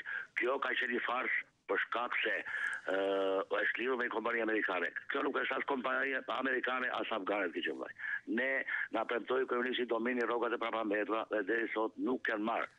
Do të nuk e di ta gjej ai këtë kush e ka gënjur. E dyta, ne kemi bërë kontratë për të marrë rrogën në çdo datë 13 të hyn muaj 3 që do dërgojmë fëmijët në shkollë, kemi probleme të tjera e nuk kemi marrë paga. Atëherë kërkojmë ndërhyrjen tuaj, ta ngrihet të problemin ton pranë institucioneve që e mbulojnë këtë sektor. Të faleminderit. Falenderoj ty absolutisht dhe gjithë naftëtarët të cilët janë shumë të angazhuar dhe unë e vlerësoj këtë gjë. Pra, janë dy probleme që duhen marrë zgjidhje dhe këtu kërkohet ndërhyrja e shtetit sepse ka qenë shteti garanti. E para herë për statusin. E thash të zgjidhet procedura, të shpjegohet mirë se çfarë do të bëhet. Dhe a po bëhet, mëse nuk po kuptojmë dot apo bëhet, se këtej thonë po bëhet, ne nuk e gjejnë naftëtarët as gjikundi mundësinë për ta bërë këtë gjë. E dyta, punonjësit e rafinerisë së naftës Armo. Ka qenë një premtim i qeverisë. Një ndërhyrje e qeverisë sepse pati protesta, pati bllokim të punës etj, dim historinë, një vit pa paguar punëtorët e rafinerisë së naftës në Ballç dhe një pjesë në Fier, të cilët nuk e kanë marrë akoma këtë i dashur kryeministër, je largës na dëgjon sot ndoshta je në OKB, por dikush të ka thënë ndoshta që i kanë marrë, po këta thonë që nuk i kanë marrë. Tani gjeni se ku është problemi, ku kanë shkuar, pse nuk janë dhënë lekët. Po ka qenë ndërhyrje e qeverisë për ta zgjidhur ngërçin. Kompania sigurisht do synoj hallet e veta, problemet e veta, kështu që është detyrimi i qeverisë ndërhyrë në këtë rast. Presim tjetër telefonat. Alo, mëngjes. Përshëndetje, mirëmëngjes. Mirëmëngjes, faleminderit. Urojmë shëndet. Faleminderit. Edhe emision të mbarë. Faleminderit. Kemi shqetësime. Një status i minatorit një dhe para. Po. E dyta, na del lulzim basha të shi si kur pas ka qliruar tër botën. Detin e shiti. U bë rrugë e kombit, pra pashu, 21 janari, gërdecin me diu me 4 palsy, dele buqeta dhe unë do bëj këtë, do bëj njëtë. Si nuk kanë turp këta njerëz të këtillë, që dalin flasin në sytë të publikut që e di tër bota, jo vetëm 1 e 2, po tër bota le Shqipëria që e di. Qa? Po s'ka as turp, as na muze del ai unë do bëj këtë do bëj atë. Çfarë do bëj? Me statusin, të lutem, se këto problemet e politikës jemi lodhur me to dhe nuk do t'i statusin se përmendë statusin e minatorit. Çfarë pret për statusin? A pret diçka? A ju synoni? Ishte para një jave ai Fadil Kepi. Po. Në një emision, në një kanal, e kështë parë një shoku tem që jemi pensionist. Po. Edhe e kështë dëgjuar, kështë thënë qeveria e ka aprovuar si status, po nuk e ka shtruar në parlament. Tashi, vendosin që ta japin statusin e nuk e nxjerrin. Se dalin 3-4, ja, si del Vasili, na del Gjerdi ishte në qeveris, vende Shamatit, dje doli na del kundër. Qartë. Megjithatë, për të sqaruar ju dhe gjithë ata minatorë që po na ndjekin, atëherë ka një iniciativë, pra sepse është vërtet është marrë një bërthame statusit është ndërtuar që në pranverë dhe tani pritet që të merret edhe një herë, të hyjë në rrugën e diskutimit në komisionet parlamentare, pastaj do të miratohet në parlament. Kështu që shpresojmë. Dhe dalin tash, na dalin ata. E dela ju thotë, unë do bëj këtë, do bëj një atë. Çfarë do bëj? Okej. Të falenderoj shumë, faleminderit, sigurisht që edhe në këtë pjesën, pra statusin, nuk do t'i ndajemi statusit të naftetarit dhe statusit të minatorit, derisa të shohim efektet qytetarëve që të kanë vuajtur sigurisht kusuret e kësaj pune, 2 punëve të vështira dhe sot nuk gëzojnë dot akoma asgjë. Është shumë e rëndësishme në fakt që të merren iniciativa serioze dhe jo thjesht premtime boshe për statusin e minatorit, sepse naftetarit është miratuar dhe minatorët fillojnë të gëzojnë efektet e tyre. Mos harroni se një pjesë e mirë e minatorëve ashtu si naftetarët rrezikojnë mos e gëzojnë as edhe një ditë statusin sepse janë në një moshë të madhe dhe mos harroni, kanë punuar minjer, dhe të punosh minjer, pra 3 ditë janë shkurtohen në 1, kështu që ju lutem shumë merrni parasysh këtë gjë. Ecim më tej, presim tjetër telefonat. Alo, mëngjes. Mëngjes, Patrik. Mirë se erdhët, përshëndetje. Djali që ka marrë gjithmonë. Po. Gjithmonë problemin, tani ideja për probleme shkollës. Po. Nëse ke mundësi me ndihmu se për problemin e familjes, unë erdha 2 herë kam marrë në televizionin tuaj, më priti një gazetare, pastaj një gazetare e bumit dhe nuk bën asgjë. Jo, po janë duke punuar, se tani mos I prisni, shiko, du të kuptoni edhe një gjë, se ti s'ke as 3-4 ditë që ke ardhur, dhe du të kenë, se ka një sër punësh që ka ndorë gazetarit dhe gazetarja, du t'i kuptoni këto gjëra. Janë duke punuar sepse kontaktova dhunë me gazetarit dhe thanë që do ta ndjekin, do të verifikojnë të gjitha ato që ke pretendime. Ti, të gjitha ato që pa pretendime nga ana tjetër, edhe për shkollën, edhe për rastin e shkollës, sepse sigurisht nuk mund të jetë vetëm një fjalë, du të bën verifikime, du të pyetur shkolla, du të pyetur institucionet dhe janë disa procedura që po I kryejnë gazetarët. Dakord? Drejtoja. Po. Shkollën, nëse është mundësia, nëse nuk bëj dot shkollëtar shkollë, nëse keni mundësi ju si televizion, të shkoja me një shkollë tjetër, ose ndoshta të filloja një vit tjetër shkollor. Okej. Mirë, atë kjo do të jetë sigurisht një ide që mund t'ja përcjellim edhe shkollës apo edhe drejtorisë arsimore, se këtu do të ndërhyjë në fakt drejtoria arsimore e Tiranës, nëse ju e keni vërtet, unë ju ftoj ju si djalë bashkë me maman tuaj, të shkoni në drejtorinë arsimore dhe të ngreni këtë shqetësim, se duhet bërë ndonjëherë edhe institucionale gjërat, se nuk bëhet vetëm duke I thënë këtu, se dakord, ne bëjmë tonën. Shkoni në drejtorinë arsimore, thoni shkolla filan nuk më pranon. Dhe nëse provohet kjo gjë, atëherë shkolla, drejtoria arsimore gjen zgjidhje. Çoni në shkollë tjetër, e detyron shkollën aktuale t'ju trajtojë, t'ju pranojë normal si gjithë fëmijët e tjerë, pra janë disa rrugë që mund të ndiqni. Pra, është shumë e rëndësishme ta bëni këtë gjë. Okej. E falenderoj shumë, por sigurisht kujdes, merrni të gjitha rrugët institucionale, sepse është shumë e rëndësishme. Drejtoria arsimore, nëse një fëmijë nuk pranohet në shkollë, padyshim që ndërhyn. Ju siguroj për këtë dhe vetëm qofse ka papërgjegjshmëri, gjë që nuk e besoj dot. Ecim më tej, presim tjetër telefonat. Alo, mëngjes. Mëngjes. Mirë se erdhët, përshëndetje. Përshëndetje, Fadri. Mirë se erdhët. Sinqerisht kena një besim kur flasim me ty sigurisht zgjidhim tëra problemet, ne jeni dritare shumë e lirë, shumë e hapur. Faleminderit shumë, po ju dëgjoj. Je gazetar shumë I mrekullueshëm. Faleminderit. Unë nga Borreli flas. Po. Unë në këtë telefonat bëj thirrje gjithë qytetarëve të telefonojnë dhe ta bëjnë sa më shumë zhurmë, qytetarëve të ndershëm në Borrel pritet kur ndodh një ngjarje, vinë në ndërhyrje shpejt forcat speciale. nuk vin pa ndodhin ngjarje. Kur ndodh ngjarje vin. Në Burreli ngjarje ka të përditshme. Është mund të jetë i vetmi qytet Shqipëri që nuk ka rend dhe qetësi. Unë kam kontaktuar, nuk kam ndaj pesh, unë i thjesht kam kontaktuar me disa këshilltarë që i njoh qytetar, që janë me votë, që të thirrin drejtorin e policisë, të shkruajnë edhe ministrit edhe drejtorit përgjithshëm. Burreli është katastrofë. Është një shef ajendi me një grup policësh që në 96-ën, që në 96-ën nuk duhet të rrinë asnjë sekondë në komisariat. Kam ardhur edhe herë dhe kam thënë që komisariati i Burrelit duhet shkrihet sinqerisht duhet shkrihet. Janë ca policë po i mojnë çfarë edhe ato trinë që kanë filluar tani. Nuk ka polici në Burrel. I drejtojmë direkt Fatmir Xhafës, drejt për drejt nuk ka polici në Burrel. Drejt. Faleminderit juve dhe unë ja bëj këtë publike zotit Xhafa, duke pas parasysh se tashmë sapo e ka rimarrë edhe një herë detyrën dhe ka shprehur një angazhim për të ndërhyrë për të sistemuar disa çështje të cilat konsiderohen problematike në policinë e shtetit, është denoncimi i dytë që bëhet për postat e policisë apo për komisariatet e policisë. Dje ishte në Selenic, sot në Burrel. Ju lutem shumë unë nuk them se janë domosdo kështu siç thonë zotërinj. Por shumë rëndësishme që drejtuesit e policisë së shtetit, Ministria e Brendshme, ti verifikoj këto pretendime dhe mos kemi policë problematik që në vend të sigurojnë rendin dhe qetësinë, krijojnë më shumë probleme dhe sigurisht ka një lloj familiariteti me problematikën, me kriminalitetin e tjerë dhe nuk japin zgjidhje qytetarëve. Është shumë rëndësishme të verifikohen, të identifikohen dhe të zgjidhen problemet. Shkojmë publicitet, rikthehemi pas pak, mos u largoni, qëndroni me ne.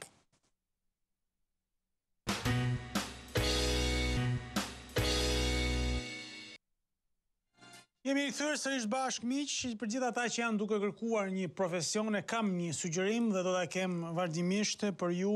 Kolegji Profesional i Tiranës ja u jep mundësinë të fitoni një profesion dhe të keni mundësinë të jeni pra nesër të aftë për të përballuar tregun e punës.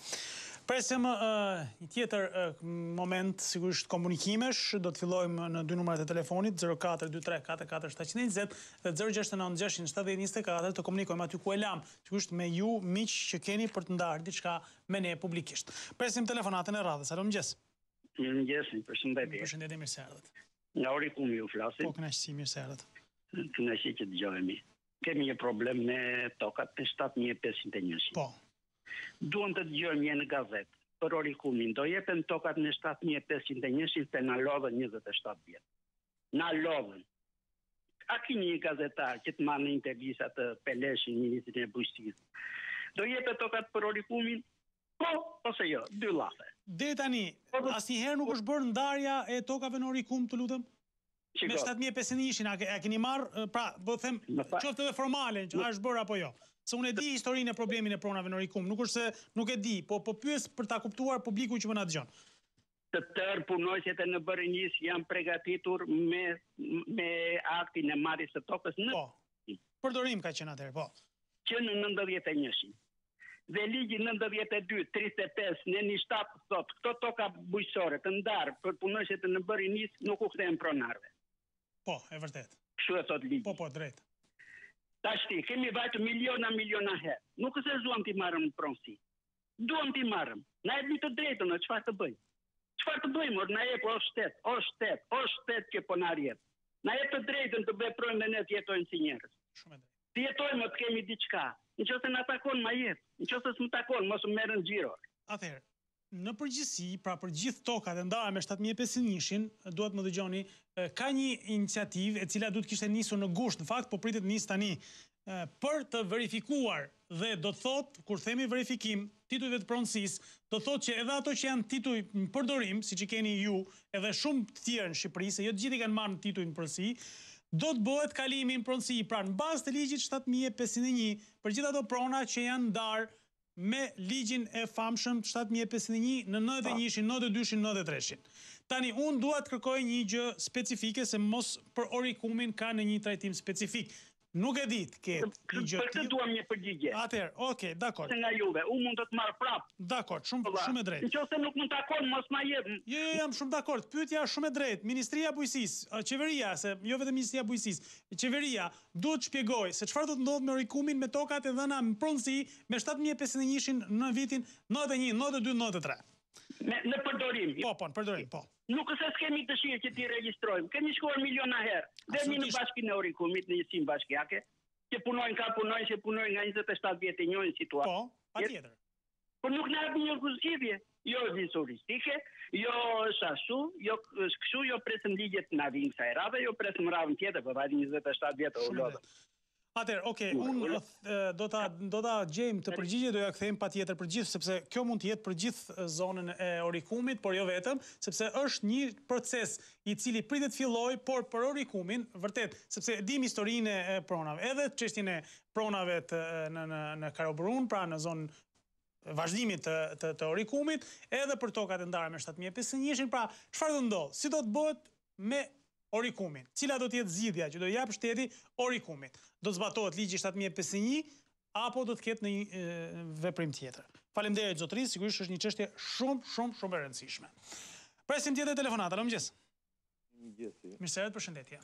Të uroj një ditë të mbarë dhe mbas qefi që shikojnë çift. Faleminderit. Tani un problemi i parë për sa i përket të ndërtimeve në shkollë, se kisha për të trajtuar. Po.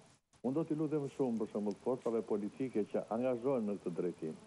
T'japin eksperiencën e tyre, për shembull Partia Demokratike, meqenëse shkon vazhdimisht aty, si ka zgjidhur problemet ai ku ka qenë prishjet e ndërtimeve me leje apo pa leje për ndërtimin e veprave të tjera.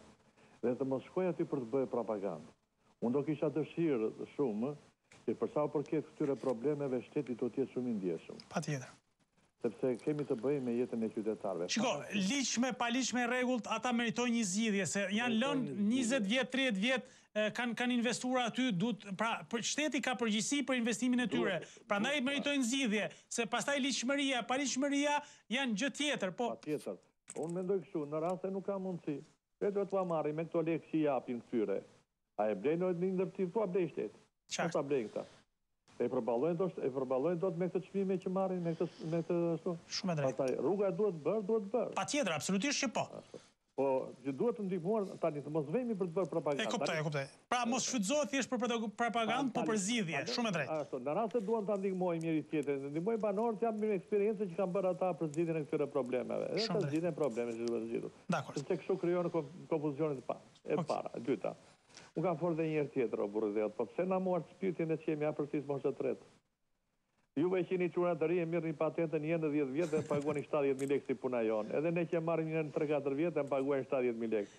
Në fakt kam bërë një komunikim miqësor me drejtuesit, po sigurisht janë edhe në kohë ndryshimesh ata, dhe e kanë parë si me interes, në fakt thënë të drejtën, sinqerisht, me interes për ta shikuar këtë gjë dhe për ta ndoshta për të përgjetur një zgjidhje të mesme thanë ata, të shohim nëse e marrin si iniciativë. Ora nuk e di ata prindit ato ka pastet apo s'kan. Nëse kanë ndihmonë, si marrin telefon të drejtorin e ri që është bërë tash. Dakor. Na mori shpirt 30.000 lekë ne. Sa që gjejmë edhe këtë komunikim. Nuk e gjutrive fare për ne na shfrytëzonin në maksimum na shfrytëzonin. E drejtë. Edhe e treta, unë do kisha dëshirë, më vjen shumë keq. Unë për gazetarët, në veçantë të televizionit kam shumë respekt. Po, edhe për analistët, që di që kam. Po nuk ka mundësi për shembull se unë lexova par dje kanë nxjerrur kishte nxjerrë një ish punonjës i Shikut, kishte nxjerrë emrat dhe pseudonimet e analistëve. A nuk ka mundësi që të mona dalin në televizor këta që kanë qenë bashkëpunëtorë të sigurimit të shtetit? Se thus vetë ne kërkojmë dekriminalizim dhe fundja në dalin këta. Edhe politikanët që kemi që kishin dalë me emra mbi emër, nuk ka mundësi të pastrojnë këta njerëz por na dalin akoma dhe na flasin? Kjo është shumë e drejtë.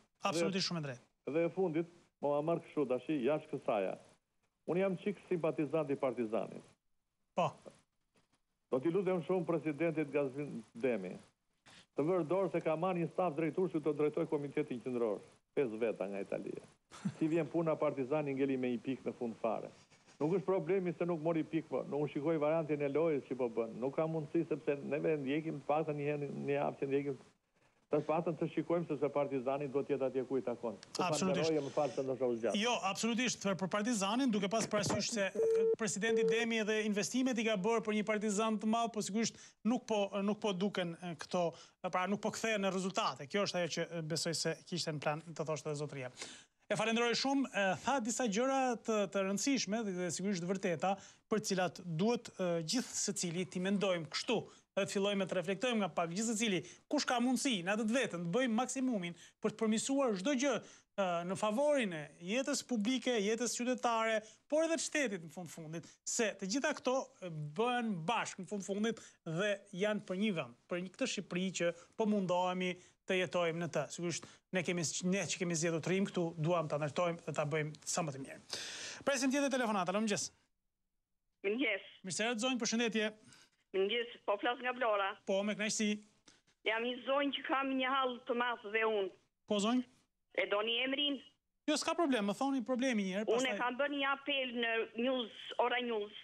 Po? Për këtë vajzë që të ndihmohet është me një fëmijë, i ka rënë një paralizë, i mungon palca kurizore. Po? I mungon palca kurizore dhe neve jemi në hall. Jemi në hall, vajza ka jetuar në Itali. Po? Dhe ati është kuruar për këtë encefalomilite. Po? Dhe mbas kësaj dokumentat ju dogjën sepse i vdiqi vjeri dhe erdhi në Shqipëri dhe kaloi afati i dokumentave. Po? Dhe nuk trajtohet më dot në Itali, pra, nëse e kuptova. Të lutem Ora Juaj, më ndihmoni që vajza të vej atje të marrë atë mjekimi që ka ardhur nga Amerika, një kokërë që pihet. Dhe të më permitohet të më Këtu nuk ja japin dot si garanci se mund t'i sigurojnë dhe mund ta trajtojnë në Shqipëri, zonjë? Nuk e di, nëse nuk e di, ne s'dim gjë fare, nuk e di shteti, nëse ministri i shëndetësisë, ministre çfarë është? Po. Duhet që të ndërhyjë për këtë rast. Unë kam bërë disa dokumenta. Po, shumë drejt. Te Vilma, te ka deputetja. Po. Edhe ajo i mbajti shënim dhe do të ashoj në parlament sa këtë çështje, se është e pande vajzën në qënja shumë. Se në parlament nuk ka nevojë ta çojë, po të konsultohet me ministrinë, e ftoi zonjën deputete, zonjën Vilma, dhe sigurisht edhe ministren Manastir Liu, që ta shohin të raste mase mund të, pra e kam fjalën këtu, nëse është mundësia, nëse ky ilaç ka ardhur deri në Itali, pse mos të vijë edhe në Shqipëri dhe vajza të ketë mundësinë të trajtohet dhe të shpëtohet në një farë mënyrë jeta, se kështu pa e quajmë. Padyshim se kjo është smundje e rrezikshme që mund t'i kushtojë vërtet jetën, ta themi kështu hapur dhe ta pranojmë se nuk është. Është e divorcuar nga burri. Po. Dhe nuk ka asnjë pandime. Fëmija merr as pensioni që i takon. Neve jemi të pensionistë dhe çojmë në shkollë i bëjmë librat shumë të shtrenjta. Kemi ngelu kur i thonë dhe pa buk. Nuk ja vdej dot ilaçet vajzës më, se një shishe e vogël kushton 22.000 lekë. E drejt. Edhe vajza ime merr 360.000 lekë ilaçe në muaj. Çfarë mund të bëj unë? A trajtohet zonjë, vajza juaj që është e smur, a trajtohet me një, pra për si merr ilaçet, i merr me lekë në dorë, nuk i merr në rimbursim asgjë? Jo, asnjë. Kam vajtur dhe ky Erion Koka, neurologu në Vlorë, mua më ka dhënë atë që dokumentin që vajzat më marrin ashtu, duan të di doktorat këtu, na shikojnë nga duar, duan para, ne po vdesim, nuk e di çfarë do bëhet me ne. Të lutem zonjë, qëndroni në linjë, dua të kemi komunikim tuaj që absolutisht unë ftoj edhe një herë, bëj apel të solidarizohen në këtë rast dhe institucionet e shëndetësisë të ndërhyjnë. Zonja deputete, faleminderit shumë në emër të zonjës që ja keni marrë rastin dhe e keni marrë angazhimin për ta ngritur. Është pak më e thjeshtë sa për shkuar në parlamente për ta bërë, se sigurisht mund të ngrihet si çështje. Ju lutem shumë, merrni dokumentat që u ka dhënë zonja, takoni ministrin Manastir Liu apo edhe drejtuesit e tjerë të mjekësisë, s'ka rëndësi kush t'i jap zgjidhje dhe të shikohet mundësia se si mund të trajtohet ky rast, përderisa bëhet fjalë për një sëmundje e cila sigurisht ilaçi pas ka ardhur, pra ekziston një mundësi për ta trajtuar. Ka ardhur në Itali dhe në Itali nuk shkon dot sepse i kanë ndjekur dokumentat. Ose të ndihmohet shkoj në Itali dhe trajtohet atje, ose t'i gjendet zgjidhje këtu, pra dy janë rrugët të cilat mund ta ndihmoj.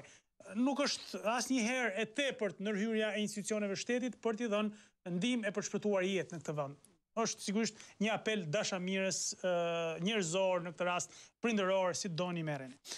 Presim tjetër telefonat. Alo, mëngjes. Mëngjes. Mirë se erdhët, përshëndetje. Realisht nuk është se kam ndonjë problem të madh. Po. Por problemi që ndron duhet që të gjithë të solidarizohemi me banorët e Shkodrës. Patjetër. Është fatkeqësi një herë kur në një ditë shiu shikon shumë banor të ngujuar, ne të gjithë kemi shtëpi, kemi familje, dhe kur shikon që një shtet më shumë policor i keq, sikur me qenë terrorista banorët e Shkodrës, jo hallexhin, ku diun janë tepër, nuk e di, një shtet vetëm totalitar, mund ndodhin këto gjëra, të prishin ato shtëpia që gjithkush mund t'i ketë bërë. me djesë, me mund, me sakrifis. Dakor, i ka bërë edhe me gabime. Por vlerësoje, ku diun, ta nxjerrë në një ditë shiu fëmijën e vogël, mund të jetë 6 muaj, mund të jetë, apo gjyshja 80 vjeçë ta nxjerrësh për jashta. Më duket. Absolutisht. Edhe paktën, shiko, e rëndësishme është në këtë rast se mirë gjithë historia sigurisht është e interpretueshme. Prishën, mos prishën, kjo është një histori, një debat në vete. Po ajo që duhet jetë për një shtet, sigurisht që synon të jetë social dhe të jetë në shërbim të qytetarëve është të gjejë zgjidhje. Unë jam plotësisht dakord që ligji është i qartë. Dakord, nuk i hyjmë kësaj pjese. Por këta njerëz meritojnë zgjidhje, sepse kanë një jetë të tërë që jetojnë aty dhe nuk u ka thënë kush deri më sot që shko, mos ndërtoni këtu se do të vi ditat jo prishim. Por ama janë futur një pjesë, janë futur në proces legalizimi etj, janë mbajtur me gënjeshtën e madhe shtet për 30 vjet dhe sot tani dalin mes katër rrugëve pas një zgjidhje. Unë nuk po them mos prishen, se do të rregullohet Tirana etj. Por të gjendet zgjidhje këta fëmijë që po qajnë rrugëve të kenë ku të fusin kokën nesër, kaq. Në gjë Patrik. Po. Po se duhet të jetë me të varfrit kaq i rreptë dhe me ato. Se doja ta thoja edhe këtë në fakt se vilat në një politikani, në një deputeti, po i ra plani rregullues kompensohen brenda një sekond, nuk ka rëndësi nëse janë të legalizuara, të pa legalizuara, se nuk e thash këtë, më fal. Faleminderit një herë, por kaq do të thoja. Okej. Faleminderit, absolutisht duhet vëmendje. Pra për çdo qytetar në këtë vend, si për rastin e asaj familjes në hyrjet Peqinit që jeton Kasolle dhe s'ka kush t'ia shtri dorën të jap një vend ku të fus kokën familja, ashtu edhe për këtë familje duhet jetë padyshim dora e shtetit në këtë rast të gjejë zgjidhje. Nuk ka rëndësi, e thash edhe një herë. Fakti që nuk kanë ku të fusin kokën është një problem, duhet jetë një shqetësim, një problem për shtetin. Pastaj ligjshmëria, pa ligjshmëria janë çështje të cilat sigurisht i ka dorë shteti. Por shteti nuk është vetëm për të zbatuar në një anë ligjin, por edhe për të dhënë zgjidhje. Presim tjetër telefonat. Alo, mëngjes. Alo. Mirëmëngjes. Mirëmëngjes, përshëndetje. Përshëndetje, mirë se erdhët. Për rrugën e pitullat. Se mbyllë ishe linjë të morim qaf gruja, se tha që nuk e duke folu. Mirë, dakord, herë tjetër merë pa gruan. Presim tjetër telefonat, alo mëngjes. Mirëmëngjes. Mirë se erdhë, përshëndetje. Ju uroj për emisioni. Faleminderit shumë. Kisha mendimin që lufta për pastrimin e drejtësisë duhet filloj në analiza veprimtarisë së Këshillit Lartë Drejtësisë, të Prokurorisë Përgjithshme dhe të Ministrisë Drejtësisë, të cilat kanë qenë spektatore e shkeljeve. Asnjë nga prokurorët e përgjithshëm që kanë ekzistuar gjatë tranzicionit nuk mund të dalje thotë që në kohën time është respektuar ligja, se të gjithë kanë toleruar shkeljen brutale të ligjit të tij. Vetëm se unë kam një pyetje, se e lexova pak më parë që do të fillojë, do të jenë 185 njerëz që do të bëjnë këtë pastrim. Po, a na garanton kush që këta që do të bëjnë pastrimin janë të pastër për vete, se këtë pyetje kam unë. Nuk e di si e kuptoni ju këtë gjë. Çiko, unë e kuptoj edhe që pastrimin mund ta bënin vetëm 3-4 veta. Qartë. Jurist që i dhimbset Shqipëria edhe i dhimbset ligji. Në bulevard nuk u vran, në bulevard nuk u vran 4 veta. U vran 40 veta. 4 mbetën të vdekur dhe të tjerë të plagosur. Shumur asnjë për të plagosur. Vrasja në bulevard u përgatit një ditë më parë. Prandaj unë do dëshiroja që në një emision televiziv të isha i pranishëm edhe do bënim një analizë më të mirë. Unë jam një jurist riburezit vjetër. Dakord. Atëherë, sigurisht ne kemi komunikimin tuaj, unë doja sugjeroj kolegëve që bëjnë emisione me debat, padyshim edhe mendimin absolutisht e juristëve, sepse ndonjëherë mbytemi vrapojmë mbas politikanëve, japin mendime vetëm politikanet, edhe për drejtësinë, edhe për bujqësinë, edhe për blegtorinë, edhe për gjitha pa pasur fare në një përgatitje në këtë aspekt. Falenderoj shumë zotrin, presim tjetër telefonat. Alo, mëngjes. Alo? Mirëmëngjes. Mirëmëngjes, mirë se erdhët. Është e treta herë që më ardh për çështjen e siguracioneve të emigrantëve. Po. Dje më duket apo dje ishte një lajm që ishte arritur një marrëveshje me Gjermaninë. Po sasia më e madhe e emigrantëve është me Greqinë. Ky shtet që përpiqet në të madhe për të drejtën e minoritarëve të tij këtu në Shqipëri, përse nuk përpiqet për të dhënë hakun emigrantëve që kanë punuar. Unë kam 5 vjetë që më ka kaluar mosha e pensionit dhe që minimumi do më dilte një pjesë në shtetin grek 200 euro. Mua çdo muaj shteti grek më vjedh 200 euro, sepse këto nuk merren më. Dhe sa emigrantë të tjerë janë, kjo bëhet një shumë e madhe që shteti grek ja vjedh shtetit shqiptar. Qartë. Ky shtet që flet me kaq të madhe për të drejtat e individit, përse nuk e zgjidh këtë problem dhe investon, ju jep pension minoritarëve që nuk kanë kontribuar, nuk kanë punuar në shtetin grek. Kjo është edhe politike. Sigurisht, këtu është politike, në fakt, se këtë doja të thosh, apo? Ky shteti jonë, nuk e di si ka një gjykat Hage, që ta çoj direkt atje. Ne po vdesim, dhe që në kam zvarë, ai pasurohet shteti grek. Përse shteti shqiptar kërkon investimet të huaja, kur janë këto pronë e Shqipërisë janë këto lekë. Drejt. Absolutisht, dhe kjo do t'ishte zgjidhja më rëndësishme që do t'i jepe ndonjëherë, se po flasim tani për emigrantët në përgjithësi, por emigrantët shqiptar në Greqi janë absolutisht dominuese, shumica më e madhe e emigrantëve dhe janë ata që janë përjashtuar nga kjo mundësi përfitimi. Dhe unë e shoh shumë të largët, unë nuk dua të jem disfatist, po as optimist nuk mund të jem, sepse e shoh gati të paralizueshme idenë e një marrëveshje për njojën e sigurimeve shoqërore mes Shqipërisë dhe Greqisë. Dhe për këtë më vjen keq që e them për emigrantët, por duhet një vullnet shumë i madh dhe zgjidhje të cilat ju i propozuat shumë drejt, që shteti shqiptar mund t'i vërë në përdorim dhe të vërë, sepse është Greqia që nuk e pranon këtë gjë, nuk është Shqipëria, se Shqipëria sigurisht e do një marrëveshje të tillë. Por duket se nuk ka një dorë të fortë, pra nuk ne e themi, po ta bëjmë, po ndërkohë nuk vëmë mekanizma që ju i propozuat shumë drejt. Ka një gjyq ndërkombëtar, duhet ta zgjidhë këtë. Patjetër.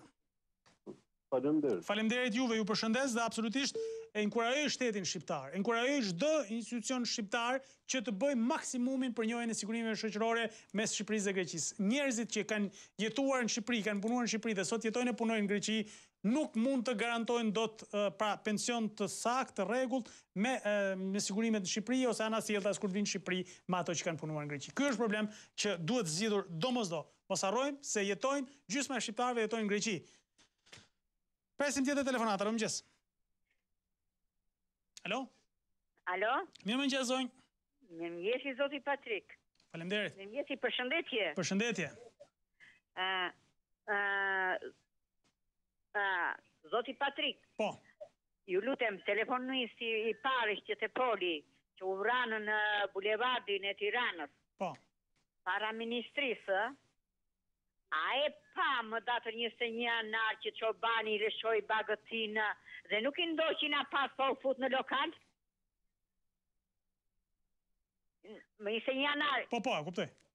Mbaj sot, ta mban sot të vesh para ministrisë? Nuk afrohesh dot. Nuk afrohesh dot sot. Ata u solën shumë mirë, se s'bën asgjë, se policia u vra me gure, me plaka e me natë të tëra. Kur do të vrasë një policë sot? Kur do të vrasë një policë sot? Ta mban? Qartë. Okej. Po qeveria sot po vdesim këtu për të ngrënë, për të pirë, as ujë të pishëm ka, as një gjë, as ilaçe, as gjë nuk ka që të jenë të vlerësuara për ne të shkretët. Kuptoj. Me 90.000 lekë pension rojmë, se vëdë ujë të zja qeveria. Qartë. Okej.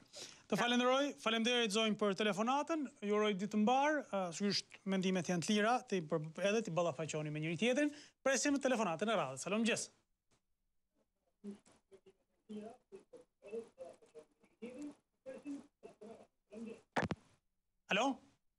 Alo, mirëmëngjes. Mirëmëngjes.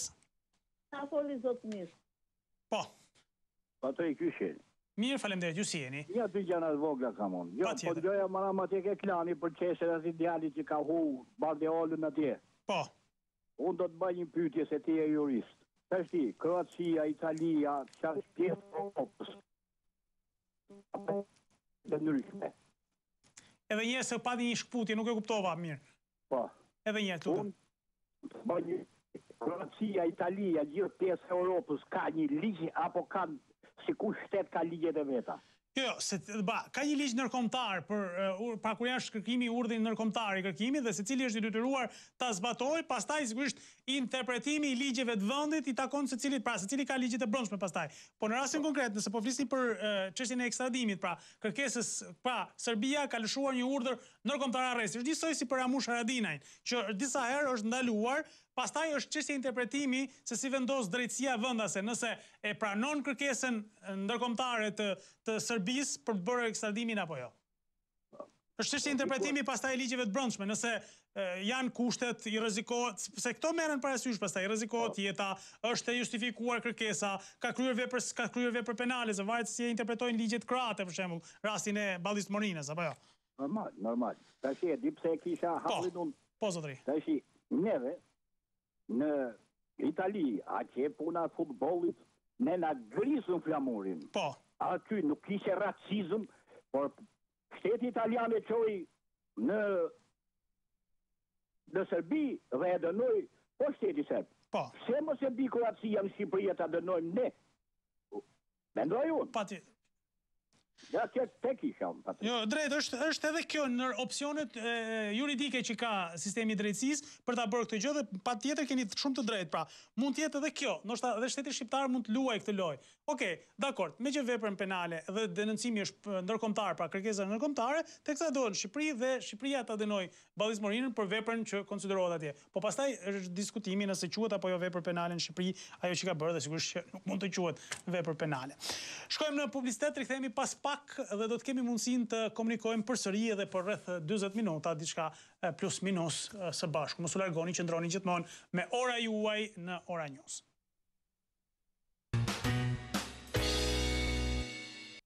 Ora 8:00 do të jemi deri rreth orës 8:37 minuta për të qenë fiks pra me ju në dy numrat e telefonit 04 23 44 720 dhe 069 670 24. Pa më kohë presim telefonatën e radhës. Mirëmëngjes. Alo. Mirëmëngjes zonjë. Ato betë nëna të zëri të mirëmëngjes. Mirëmëngjes. Mirëmëngjes që edhe bata çura kur mora unë. Urdhro? Që është çura kur mora unë, se zaj pat dalili zot. Ska gjë, vetëm pa emër mos më lini pas, s'ka problem. Jo, që të në jo. Gjë ku unë kam një halë, burë ka marrë 2 herë. Po. Unë kam ledur lekët në ALSPK. 2 ALSPK. Po, firma e ndërtimit, po. E firma e ndërtimit, po bëj 5 vjetë ke qenë, në mi ka edhe quri e kam se murë ke qenë në Afinë. Edhe e ka edhe lekë për një shty atje. Ka edhe shumë lekët ke qenë nëna. Që mu të drejtojë mund? Po, atëherë, shko, se ne u morëm dhe nuk është rasti i parë dhe dua t'ju them edhe ju dhe gjithë ata që e kanë të problem. Tani, ka një angazhim dhe sigurisht është premtuar që do të gjendet një zgjidhje. Edhe vetë kompania, e cila sigurisht ka problemet me ligjin e me shtetin, ka marrë angazhimin dhe sigurisht është vënë edhe në përgjegjësinë e institucioneve shtetërore që të vazhdojë ta zgjidhë problemin, pavarësisht problemit që ka me ligjin, pallati do të mbarohet dhe sigurisht jo në kohën e duhur, se ju du ta kishit marrë para 5 vitesh hyrjen, por besohet dhe urohet, unë uroj, do më thonë që ti qëndrojnë fjales e ta marrojnë pallatin dhe ju ti keni mundësin, sepse do të... Dokumentat e kemi të tërë... Po, e di. E jam i qartë, i kam të gjitha informacionet në rregull. Pra, problemi është vetëm marroj fizikisht pallati, sepse për shkak problemeve që ka pasur me ligjin ndërtuesi, sigurisht e kanë mbetur pa përfunduar dhe ju keni mbetur problemi. Tani thonë që do të merret një angazhim për ta përfunduar. Edhe kompania gjithashtu ka marrë përsipër ta bëjë këtë gjë, por edhe shteti e ka vënë përpara detyrimit për ta zgjidhur këtë problem. Shteti na e di. Okej. Kështu që do të ketë një zgjidhje, besoj se do të ketë një zgjidhje shumë shpejt. Do më zgjidhesh? Po, do ta zgjidhin ata se unë nuk e ndërtoj unë. Unë e dura nga tjetër, atë përgjigje po. Okej, përgjigjen do ta marr unë, dakord. E falenderoj shumë zonjën, por du të kuptoni sigurisht se janë disa detyrime ligjore se pavarësisht problemeve, kompania në këtë rast ndërtuesit kanë disa garanci financiare të tjera që duhet t'i përfundojnë pallatet dhe shteti në këtë rast duhet ndërhyjë për t'i përfunduar. Në rastin konkret ka një angazhim dhe besohet se do të përfundojë. Edhe vetë kompania ka thënë se do ta zgjidhë këtë gjë. Eci më tej presim tjetër telefonatën. Mëngjes. Mëngjesi. Mirëserat, përshëndetje. Ure shëndet dhe punë mbar. Faleminderit gjithashtu dhe ju. Jam një banor nga fshati Qazim Pali të bashkisë Himarës. Po.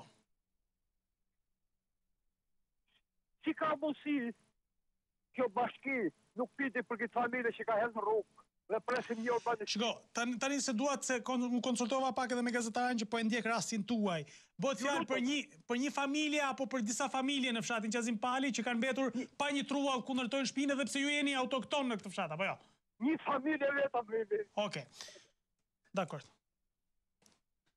Po, në bashkia çfarë u ka thënë së fundi? Kush është pra deri tani nuk u ka dhënë asnjë zgjidhje se nuk jep asnjë lloj shpjegimi. Nuk ne asnjë lloj telefoni. Nuk na jep asnjë lloj takimi. Tani gazetarja që ka komunikuar me bashkinë i kanë thënë, më dëgjoni pak se dua të kuptoj realitetin, prandaj po ju bëj këtë pyetje dhe këtë sqarim. Kanë thënë që nuk ka sipërfaqe tokë në dispozicion. Pra, nuk ka truall në dispozicion bashkia që t'ja u jap ju. Është e vërtet kjo, apo jo, se duat kuptoj të vërtetën, të lutem. Po. Janë 7 dhene në vitë dhe në fshatin ku jetoj. Po. Që nuk janë të pretenduar, pra, nuk janë të pronar tokët të kusht tjetër. Janë të lira. Po, janë të lira, pra. Jam 20 vjetë banor. E kuptova. Me kalon pas një drejt. Po truallin që keni pasur para se të largoheshit nga Qazim Pali, keni pasur një truall ku ju mund ta pretendoni, zotri? Ne kemi pasur, kemi jetuar në banesat e burgut. Po, tani banesat e burgut çfarë janë bërë? Shitur antibanesa. Tani çfarë ndodh me këtë zonë ku kanë qenë ndërtesat e burgut? Çfarë ndodh? Çfarë janë kthyer ato? I ka shitur antibanesa dhe neve na kanë lënë pas një drejt. Pra, janë shitur, pra, shteti i ka përdorur, i ka shitur dhe ju nuk keni përfituar nga këto banesa. Jo, se ka dhënë që ne ishim të larguar me emigracione dhe kemi ngelu pas një drejt. E qartë, okej. Dakor. Atëherë, ky është një prej atyre rasteve, thash edhe një herë, kolegja gazetare është duke ndjekur, unë kam biseduar dhe shpresojmë që bashkia të jap një zgjidhje, se zotëria thotë që janë paktën 7 vende, pra e dashur bashkia e Himarës, me që sapo kemi ratuar dhe planin rregullues të gjithë bashkisë së Himarës, është shumë e rëndësishme që vërtet tani një familje ka mbetur në rrugë të madhe.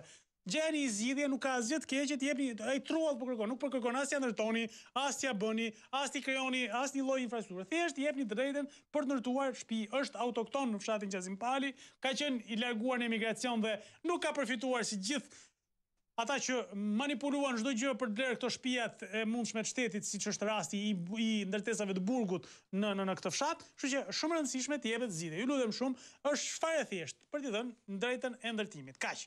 Po japim drejta për ndërtuar resorte turistike, për ndërtojmë vila, për ndërtojmë gjëra nga më të çuditshme në këtë vend dhe s'japim leje për të jetë banesë. Nuk po kërkon as të bëj turizëm, as resort turistik, po të fus kokën zotëria. Ecim më tej, presim tjetër telefonata. Alo, mëngjes. Alo, mëngjes. Mirëserat, përshëndetje. Unë jam një qytetar i Tiranës. Po. Edhe më bën përshtypje se kam disa njerëz të mi atje në shkollë. Po. Edhe janë të frekur nga kjo situata që ka ndodhur aty. Dyshim.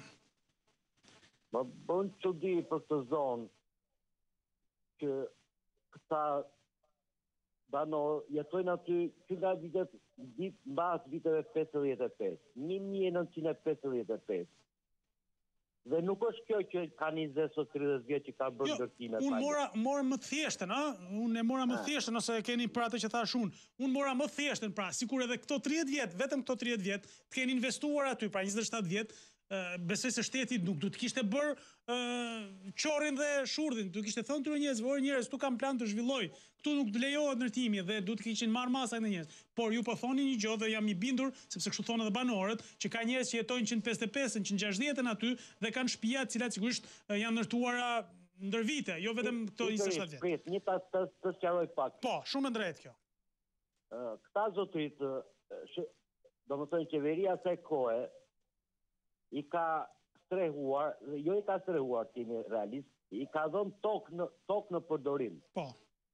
Që këta personat, këta banorë të ngrehinat e tyre, do më thënë shtëpit e tyre. Edhe janë me autorizim nga shteti. Po. Kanë qenë, do më thënë, me qira dhe kanë paguar qiran në kohën e komunizmit. Nuk kanë arsye pse mos dhe këta të gëzoshin siç kishin autorizim të që morën pallatet, që privatizuan pallatet, është e njëjta procedurë dhe për këtë zonë. Absolutisht. Shumë e drejtë. Pra, të paktën drejtën mbi pronën duhet ta kenë, dhe të kenë mundësi që të dëmshpërblen më për atë që u prishet, shumë e thjeshtë. Pikërisht, unë për këtë rast po flas që pse për pallatet u ndoqi një procedurë tjetër dhe u privatizuar, se është e njëjta procedurë, edhe këta janë me autorizim, nuk i kanë zënë domethënë në mënyrë të paligjshme ato toka. E drejtë, shumë e drejtë. Është një vendim qeverie. Qeveria të hapi letrat atyre viteve dhe që shohi të gjithë këto banorë janë me letra, kanë qenë me gen plan, me domethënë të gjitha të dokumentuar. Pra, nuk se duhet kuptojmë edhe këtë gjë, nuk janë banorë të ardhur e të vendosur aty pas viteve 90 që kanë ndërtuar, po themi, banesa informale. Duhet ta kuptojmë fort mirë këtë, janë banorë autokton të Tiranës, të cilët kanë ndërtuar në këtë zonë. Të Tiranës edhe mos themi në përgjithësi, janë gjithë të pjesës së zonës kodrinore të Tiranës. Po, drejt. Janë qytetarë të Tiranës. Mund po bësh një alludim në atë zonë për shembull, janë ndërtuar dhe pallate për uzinën autotraktorëve, kombinatën autotraktorëve. Po, për punonjësit. Pallatet janë privatizuar. Më kuptove? Po. Kurse mata rrugës, këta zotrit, do të thënë shkatohet shtëpia dhe do të ndanë gjërat. Po. Këta kanë 27 vjetë që interesohen që kur filloi ligji në 92-93 për privatizimin, ta janë interesuar. Edhe asnjë nuk kanë gjetur mbështetje nga bashkia ose nga institucionet tjera të shtetit shqiptar. Qartë. Po është fatkeqësi që këta njerëz të dalin jashtë dhe pa marrë asnjë të drejtë të tyre. Qartë. Ato zotërit kanë paguar taksat dhe të gjitha qirat kundrejt shtetit deri në sot ta dishti. Absolutisht shumë e vërtetë kjo.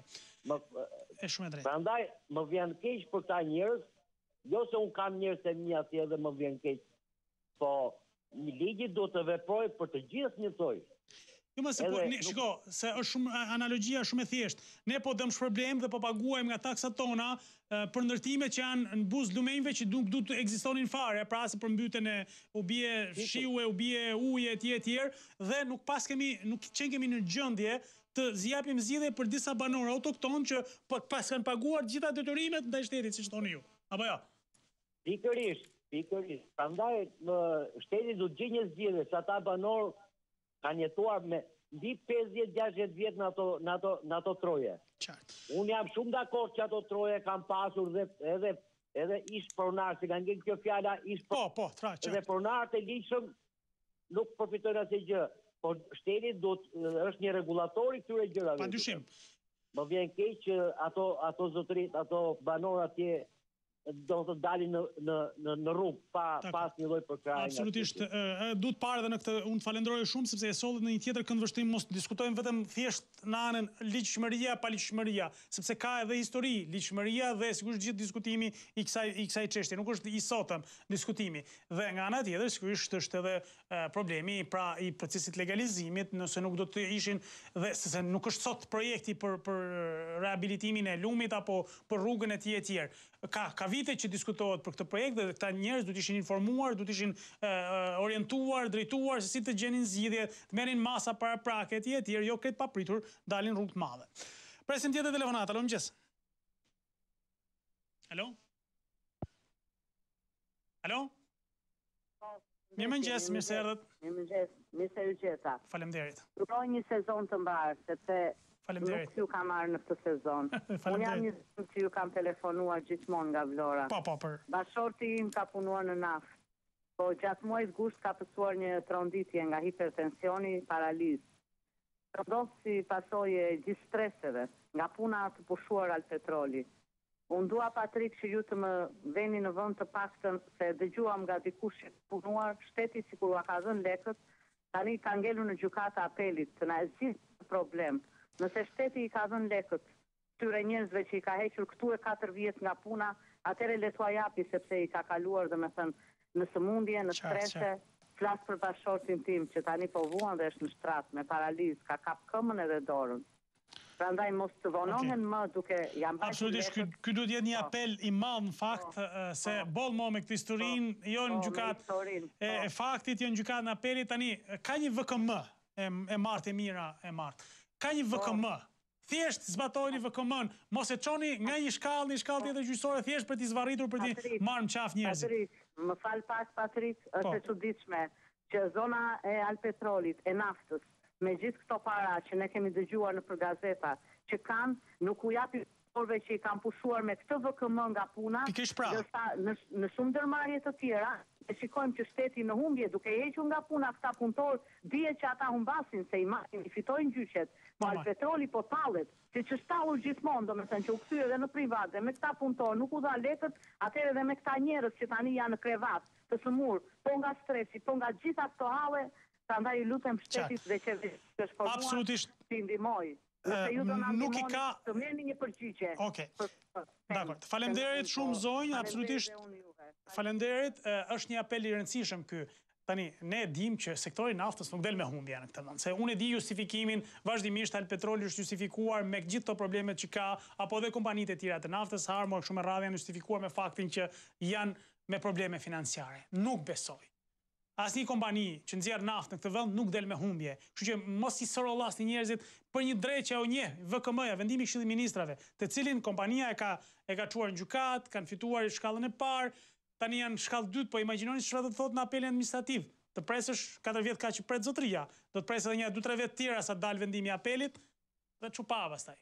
Në punë nuk kthehet dot, lekët nuk i merr dot, pra 7 vjet, 7 vjet i shkojnë dëm. Kot se koti thjesht për shkak të procedurave corollatjes që i bëhet njerëzve. Prandaj duhet ai statusi naftëtari që këta njerëz mos kenë asnjë lloj mundësie për t'u tallë me ta nga ana e institucioneve, qofshin to private, qofshin to shtetërore.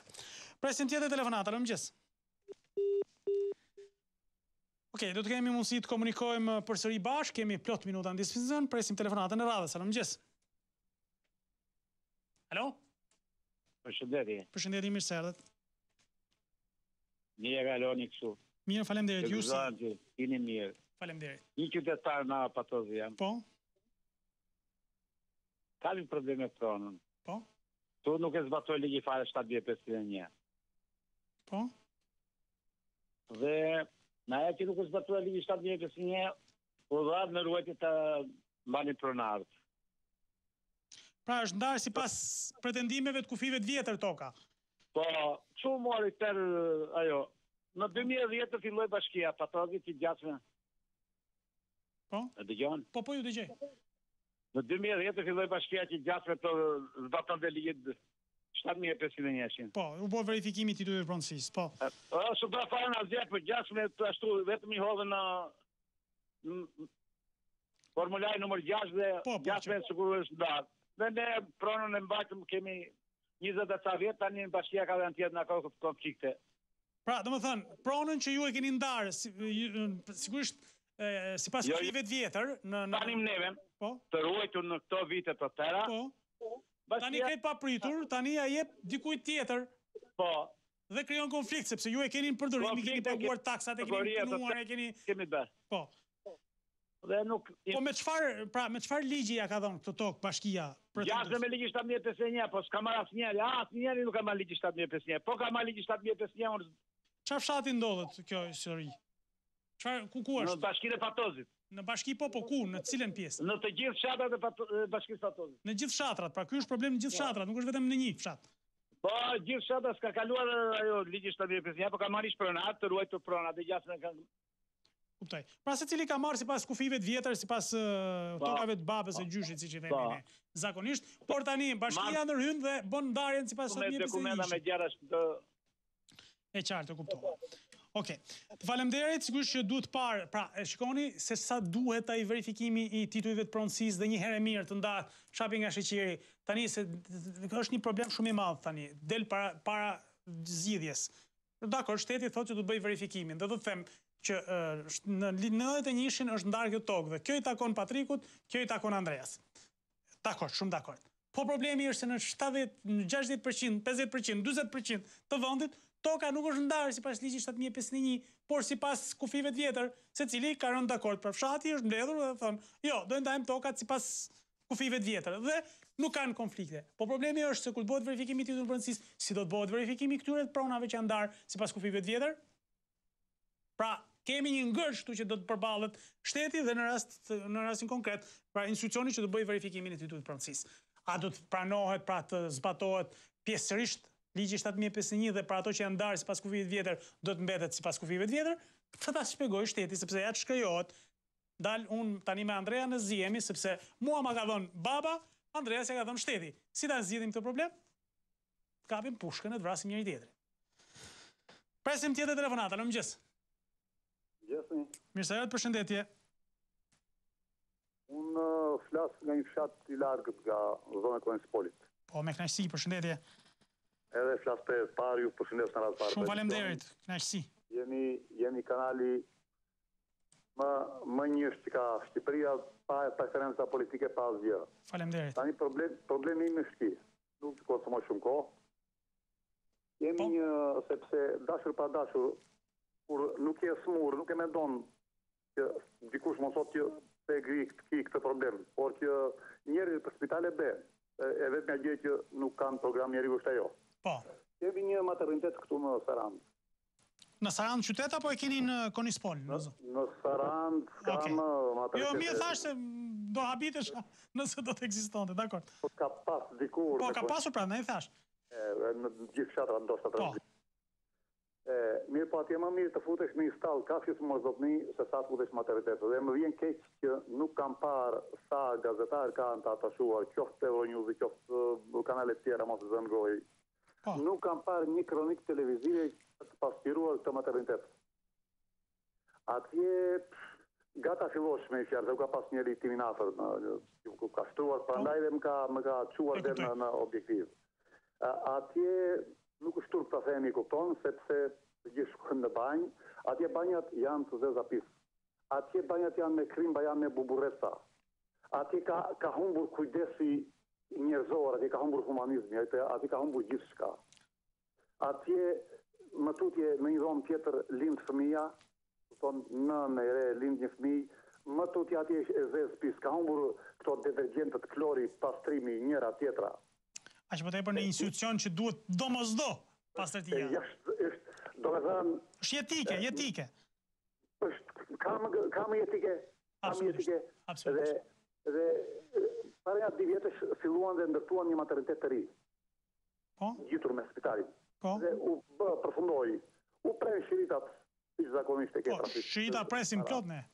Para disa muajsh, jo në fakt godina është ndërtuar, dhe është ndërtuar shumë si godin. E pas ka njërë me spitalin lartë, më gëdon. Dhe përfundimisht, atje të modernizuar brenda, do me thënë, me këto aparatura, tekora, tjera, mundet të pritet për 2 vjetë akoma, kur bëhet zgjedhje pushtet lokal. Anë kupton. Pra, do me thënë, është ambienti, është mundësia për ta zgjidhur problemin, po nuk zgjidhet. Njëri në rrugë të zgjidhjes, po, ku se di se sa vite do shkojë zgjidhja. Atëherë, po? Dhe do thosha këtë, të paktën bëjeni publike, jo se popull nuk e dinë, po e dinë që kushdo që të flasin, e ka qartë që nuk e dëgjon kush. Prandaj që në qoftë se keni një gazetar të pasuar, unë nuk aso ofendoja se latë dëroj. Jo, është vërtet për të thonë kjo, se këto janë që kanë detyrë gazetarët në përrethe, se tani këtu në Tiranë duken, dalin sheshit, po në përrethe është shumë rëndësishme dalim e të shohim pak kush janë problemet e vërteta. Dhe padyshim materniteti është jetik, se tani aty lind jeta, aty vjen jeta, dhe ta lëmë në ato kushtet vi jeta, më duket shumë, ashtu si shtatë ju është as lopa nuk sjell në jetë fëmijën e vet në ato kushte, absolutisht ja. Ajo është një grop e zezë në mes të qytetit Sarandës, në mes të qytetit, në zemër qytetit. Dhe zbet, mos të flasim anë të tjera në qoftë se shkon një grua për të lindur, se sa i kushton që një fëmijë me para. Mos të flasim ato. Mirë, kjo është një anë tjetër, sigurisht që edhe është shumë e rëndësishme, po flasim për këtë pjesë. Dhe unë kam apelin për Ministrinë e Shëndetësisë të përshpejtoj me që është ndërtesa, me që është bërë edhe përurimi, ju lutem shumë, nxitojeni punën dhe vjerni në punë maternitetin e Sarandës. Është jetike. Unë besoj se zgjidhja mund të bëhet fare thjesht. Nuk ka nevojë të bëjmë kaq. Dhe kolegët gazetarë në Sarandë mos shohin vetëm anët e bukura çfarë ndodhin, por shohin edhe problemet se kanë shumë rëndësi të marrin zgjidhje. Faleminderit shumë zotërisë nga Konispol. Do thosha me diçka se dhe tani së fundi lindjet në Sarandë nuk presin më doktorat, sepse shenë që atje mund të jetojnë vetëm kafshët. Dhe shkojnë rrugën të japim ose në Janin, që kushton një lindje 3-4.000 euro, ose në Tiranë. Pra, do më thënë, ka dalë edhe jashtë funksionit, pamërsisht kushteve, është edhe jashtë funksionit si maternitet. Atje kam 100 buxhetorë që paguan shteti me mjekë tjera, dhe atje është jashtë funksionit. Edhe sikur dikush fukara që nuk ka kredi, thotë jo do lindë këtu, thonë tjera, kupton? Dhe përfundimisht qëndrojnë atje, po atje s'ka as kusht, as eko, as tjera. Prandaj edhe një herë të fundit kemi gazetar, do shkoni dhe Ministri e Shëndetësisë. Patjetër. Unë po ja them publikisht, zonjës Manastirliu është vazhdimisht komunikuese dhe unë e falenderoj për këtë dhe sigurisht i vënë në lëvizje strukturat. Është shumë e thjeshtë pra zgjidhja në maternitetin e Sarandës për si ndërtesa është bërë. Thjesht bëjni transferimin dhe vëjeni në punë. Faleminderit shumë zotërisë nga Konispoli, i cili e ngriti këtë problem, dhe sigurisht problem i rëndësishëm jetik, sepse kushtet në shumë institucione spitalore janë për të përmirësuar dhe janë sigurisht larg standardeve normale, kështu që është domosdoshmëri ndërhyrja në to. Presim tjetër telefonat. Alo, mëngjes. Alo? Alo, mëngjes. Alo. Mirë se erdhët, përshëndetje. Mirë se erdhët. Mirë se erdhët. Ju se mirë? Mirë, faleminderit, ju si jeni? Jam i qytetar në Bator. Po, me kënaqësi. Kam të marrë një trull 94-95. Po? Fillova hodha themelet. Edhe për dita qeshje familjare, nuk e arrita do t'i vazhdojnë. Po? Sot që angelu pezu. Kemi vajtu, kemi rafosur, nuk me një rrugë, ta si të tjetë kam bërë vend pa vend, me leje pa lej. Pra, ju, qëfar ju thonë? Ju thonë që duhet prishur, është i palishem dhe... Jo. Apo nuk kryet, sepse, shiko, për objektet që janë mbetura ende në nërtim, pra që nuk janë përfunduar, ligji legalizimit ka një penges aty, nuk vepron në ndërtesat e pa përfunduar. Ky është problemi që keni. Po nuk po na japi as një gjetë, ta paguajma, ta bëjma, sia, teta. Okej, e kuptoj. Dhe, për qëfar ju kanë thonë? Ku keni pra, jeni paraqitur të Aluizni dhe keni bërë aplikimin për legalizim. Qëfar ju thonë? Aluizmi dhe bashkin. Po bashkia leki nuk pret fare, se kanë thënë një policë të vera, ata dhe kodi mu se si e tek, po dhe gjithë kemi ju në nën kryetar dhe ata. Qëfar nuk u jep bashkia? Nuk u jep lejen për të vazhduar ndërtimin? Apo nuk u lejon, qëfar, ma shpiko pak? Nuk kemi urdhë, presim urdhë gjoja. Po për qëfar? Na qeveria, nuk e gjisi, nuk e di përfunimi, po kemi ngele su pezu, as mish, as pesh kërës në ravit. Po pra, sepse edhe njerë, ju e keni të pa përfunduar, është e banuar shtëpia? Jo, pa përfunduar kam hedhë dhe Ader, kjo do tjetë, pra, në informacionet, sepse kemi pasur disa raste që janë të kësaj natyre. Pra, ka një ngërç ligjor, ligji i legalizimit, në rastin konkret nëse do të legalizoni, e pengon, pra, dhe nuk jep as legalizim, po as nuk thot të prishet, sepse është një ndërtesë e bërë, pra, deri diku. Dhe ka një ngërç dhe duhet një ligj i veçantë ose një normë e veçantë ligjore për të zgjidhur këtë problem. Sa i përket bashkia, nuk e di se çfarë keni aplikuar ju, se nuk po e kuptoj dot. Ju keni aplikuar për leje apo për çfarë? Për ndërtesë. Po pra, për ta vazhduar ndërtimin apo për ta quajtur se truallin e keni ju, e keni tuajin apo jo? Po truallin e keni, po dhe se keni paguar, s'keni marrë certifikat, s'keni asnjë. E pra, këtë po them, pra, është proces legalizimi. Atëherë, okay. e ka me projekte me puna kështu po. Qartë, e kuptova. Atëherë, për këto ndërtesa që janë të papërfunduara, ligji i legalizimit nuk vepron. E falenderoj shumë zotrin, por duhet ta kuptoj fort mirë. Pra, duhet përfundu ose të marr pra nga bashkia lejen për ta vazhduar për ta përfunduar ndërtimin dhe në këtë rast të kërkoj pastaj procesin e legalizimit. Është shumë ndalikuar, kërkon një ndërhyrje ligjore dhe është sigurisht në tagrin e institucioneve që do të ndërtohen tashmë aluizën plus hipotekë që do të krijojnë disa struktura tjera për të ndërhyrë në këto raste. Shkojmë publicitet, rikthehemi për pak minuta dhe do të kemi edhe mundësinë për disa telefonata tjera. Mos u largoni, qëndroni me ne.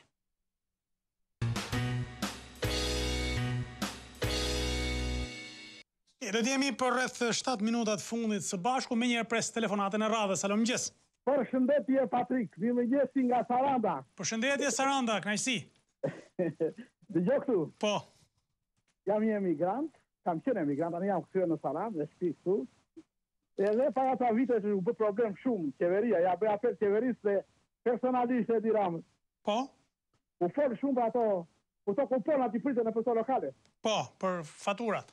Në Sarandë sot, vetëm supermarketet presin kupona. Dhe në një lokal që vinë nga jashtë, vinë nga Tirana, tek Afrika, ata që janë të koloritur, Afrikë, presin në një tjetër, ja i nuk pret asë një vend. Qartë. Po, e kuptova. Po çfarë pse ndodh kjo? Domethënë e kanë lënë, nuk funksionon ligji atje. Nuk funksionon fare. Sa vetëm supermarketet presin. Edhe në një lokal tek këtu, që thashë vinë ata nga Tirana dhe nga Afrika, mos nuk kupton. E qartë. Pa kur shoj në një që ka targ Tirana ose dialekt Tirana vinë presin e kupon. Bravo, nuk ka fare, verifikojnë. Okej, atëherë, pas ka punë kolegu jonë në Sarandë, se u evidentuan disa probleme sot nga Saranda, kështu që e ftoj ti marrë në konsiderat gjitha këto shqetësime që ngrenë banore dhe padyshim drejtoria tatimore pas ka punë, sidomos në Sarandë. Ata paguajnë për të marrë para, jo për të vjerë shteti. Qartë. Po për të paguajnë për të vjerë para ata inspektorë, pa janë ata. Okej. Të falenderoj shumë, faleminderit, të uroj ditë mbar dhe vlerësoj patjetër ndërhyrjen tuaj, absolutisht një qytet i bukur, një qytet i ndërtuar turistik si Saranda, mos funksionoi të paktën kjo pjesë, për cilin u ngrit në këmbë një shtetitor për ta zbatuar, pra kuponin tatimor, kuponin e famshëm tatimor. Bëjni shikim edhe në Sarandë, se nuk shkojë vetëm për plazh në Sarandë, shkojë me rregullu jetën këtyre njerëzve. Presim tjetër telefonat. Alo, mëngjes. Alo? Mëngjes. Mirëserat, përshëndetje. Mirëserat. Patrik, jam një nga Librazhdi. Po? Edhe kam emrin atje, kam Kismet. Ata ma kanë një gem, e kanë bërë Ismet, dhe duhet dalë pension, thonë vetëm me vendim gjyqi, se nuk të njifet. Tani unë për gjyq s'kam. Dhe të do të marrë një pension 60.000 lekësh. Po, kjo të ka konstituar, pa të ka ngatruar vitet e punës. Sa vite punët të ngatron kjo ndryshimi emrit? I ka të gjitha. Të gjitha, pra? Të gjitha i ka shkojtë Ismet. Kur është bërë gabimi? është bërë në gjendjen civile, në qendrën e punës, ku? Qendra e punës. Të qendra e punës, pra, në vend që t'ishte Ismet Po, e kuptova. Në vend Kismetit kanë bërë Ismet dhe ti nuk përfiton dot pension sepse nuk ta njeh sigurimin shoqëror se tjetër gjë kanë letrat e punës, tjetër gjë kanë gjendje civile emrin. Vetëm me gjyq thonë ata. Me gjyq ose se njeh dot. Kuptoj. Është çështje absolutisht edhe një herë pra çështje ligjore. Megjithatë, me që jemi duke i grumbulluar disa raste kësaj natyre, qëndroni në linjë, kemi numrin tuaj telefonin, që ta ndjekim rastin nga ku është i Brazhdi dhe sigurisht japim zgjidhjet e gjithë banorëve e qytetarëve të këtij vendi që kanë këtë problem. Është koha që shteti vërtet të ndërhyjë ta zgjidhë këtë problem. Gjithë gabimet që janë bërë për shkak të pakujdesive të institucioneve në këtë gjendje civile apo të qendrës punës, ju lutem shumë, i dashur shtet, është koha vërtet për të dhënë zgjidhje. Nuk kam pse njerëzit të shkojnë. Ky është dënim me ligj që bëhet qytetarëve shqiptar. Nuk kam pse shkojnë të rregullojnë gabimin tuaj. Një shkronjë, një emër, një mbiemër, një ditëlindje, një vit etj. Është shumë e rëndësishme të bëhet një verifikim i plot i gjitha këtyre rasteve dhe thuhet pra Kismeti mos bëhet Ismet dhe sigurisht për një më që ti se vë, fjala mik bëhet ik ka qenë dikur, po me një shkronjë që ju si vëni, i merrni në qaf jetën njerëzve dhe i lini pa pension. Kështu që është shumë e rëndësishme që shteti të ndërhyjë ta zgjidhë këtë problem. Okej, presim, besoj telefonatën e fundit, nuk e di, na e konfirmon regjia këtë gjë, presim telefonatën e radhës. Alo, mëngjes. Mëngjes. Mirëserat, përshëndetje. Jemi në Domre Elbasanit. Po. Kemi 2 vjetë, kemi dërëzu duhanin këte, në nuk lek, nuk kemi marrë kama. Qa bën qeveria për këtë gjë? Ju jeni pra tek grupi i kompanisë greke që ka marrë duhanin, apo jo? Po. Tani, shtetit kujt ju jeni drejtuar ju? Se dakord, kompania... Jemi drejtu vetëm kompanijës, jemi drejtu. Po, kompania, qëfar thot kompania, të lutem? Kompania thot do jam, kemi 2 vjetë, 2015, ka thonë pa lëkujtu.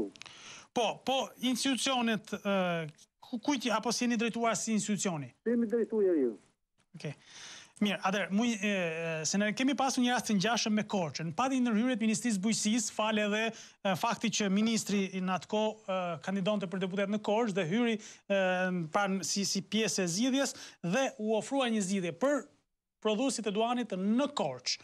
Tani një dhe gjë është për prodhuesit e duhanit në zonën e Dumres, të cilët kanë vite, pra 2 vjet, që prodhojnë duhan, e furnizojnë kompaninë që merr duhanin, por nuk marrin leket. Tani po rrezikohet e para ekonomia e tyre, rrezikohet prodhimi sezonin tjetër, sepse nëse nuk kanë marrin lek, me çfarë do ta mbjellin, me çfarë do ta punojnë, me çfarë do ta kultivojnë duhanin, pra janë disa rregjisje. Prandaj Ministria e Bujqësisë duhet ndërhyjë në këtë rast dhe të jap zgjidhje problemit për qytetarët e Dumres. Ju lutem shumë, zoti Peleshi, ndërhyni dhe zgjidheni këtë problem. Është shumë e rëndësishme.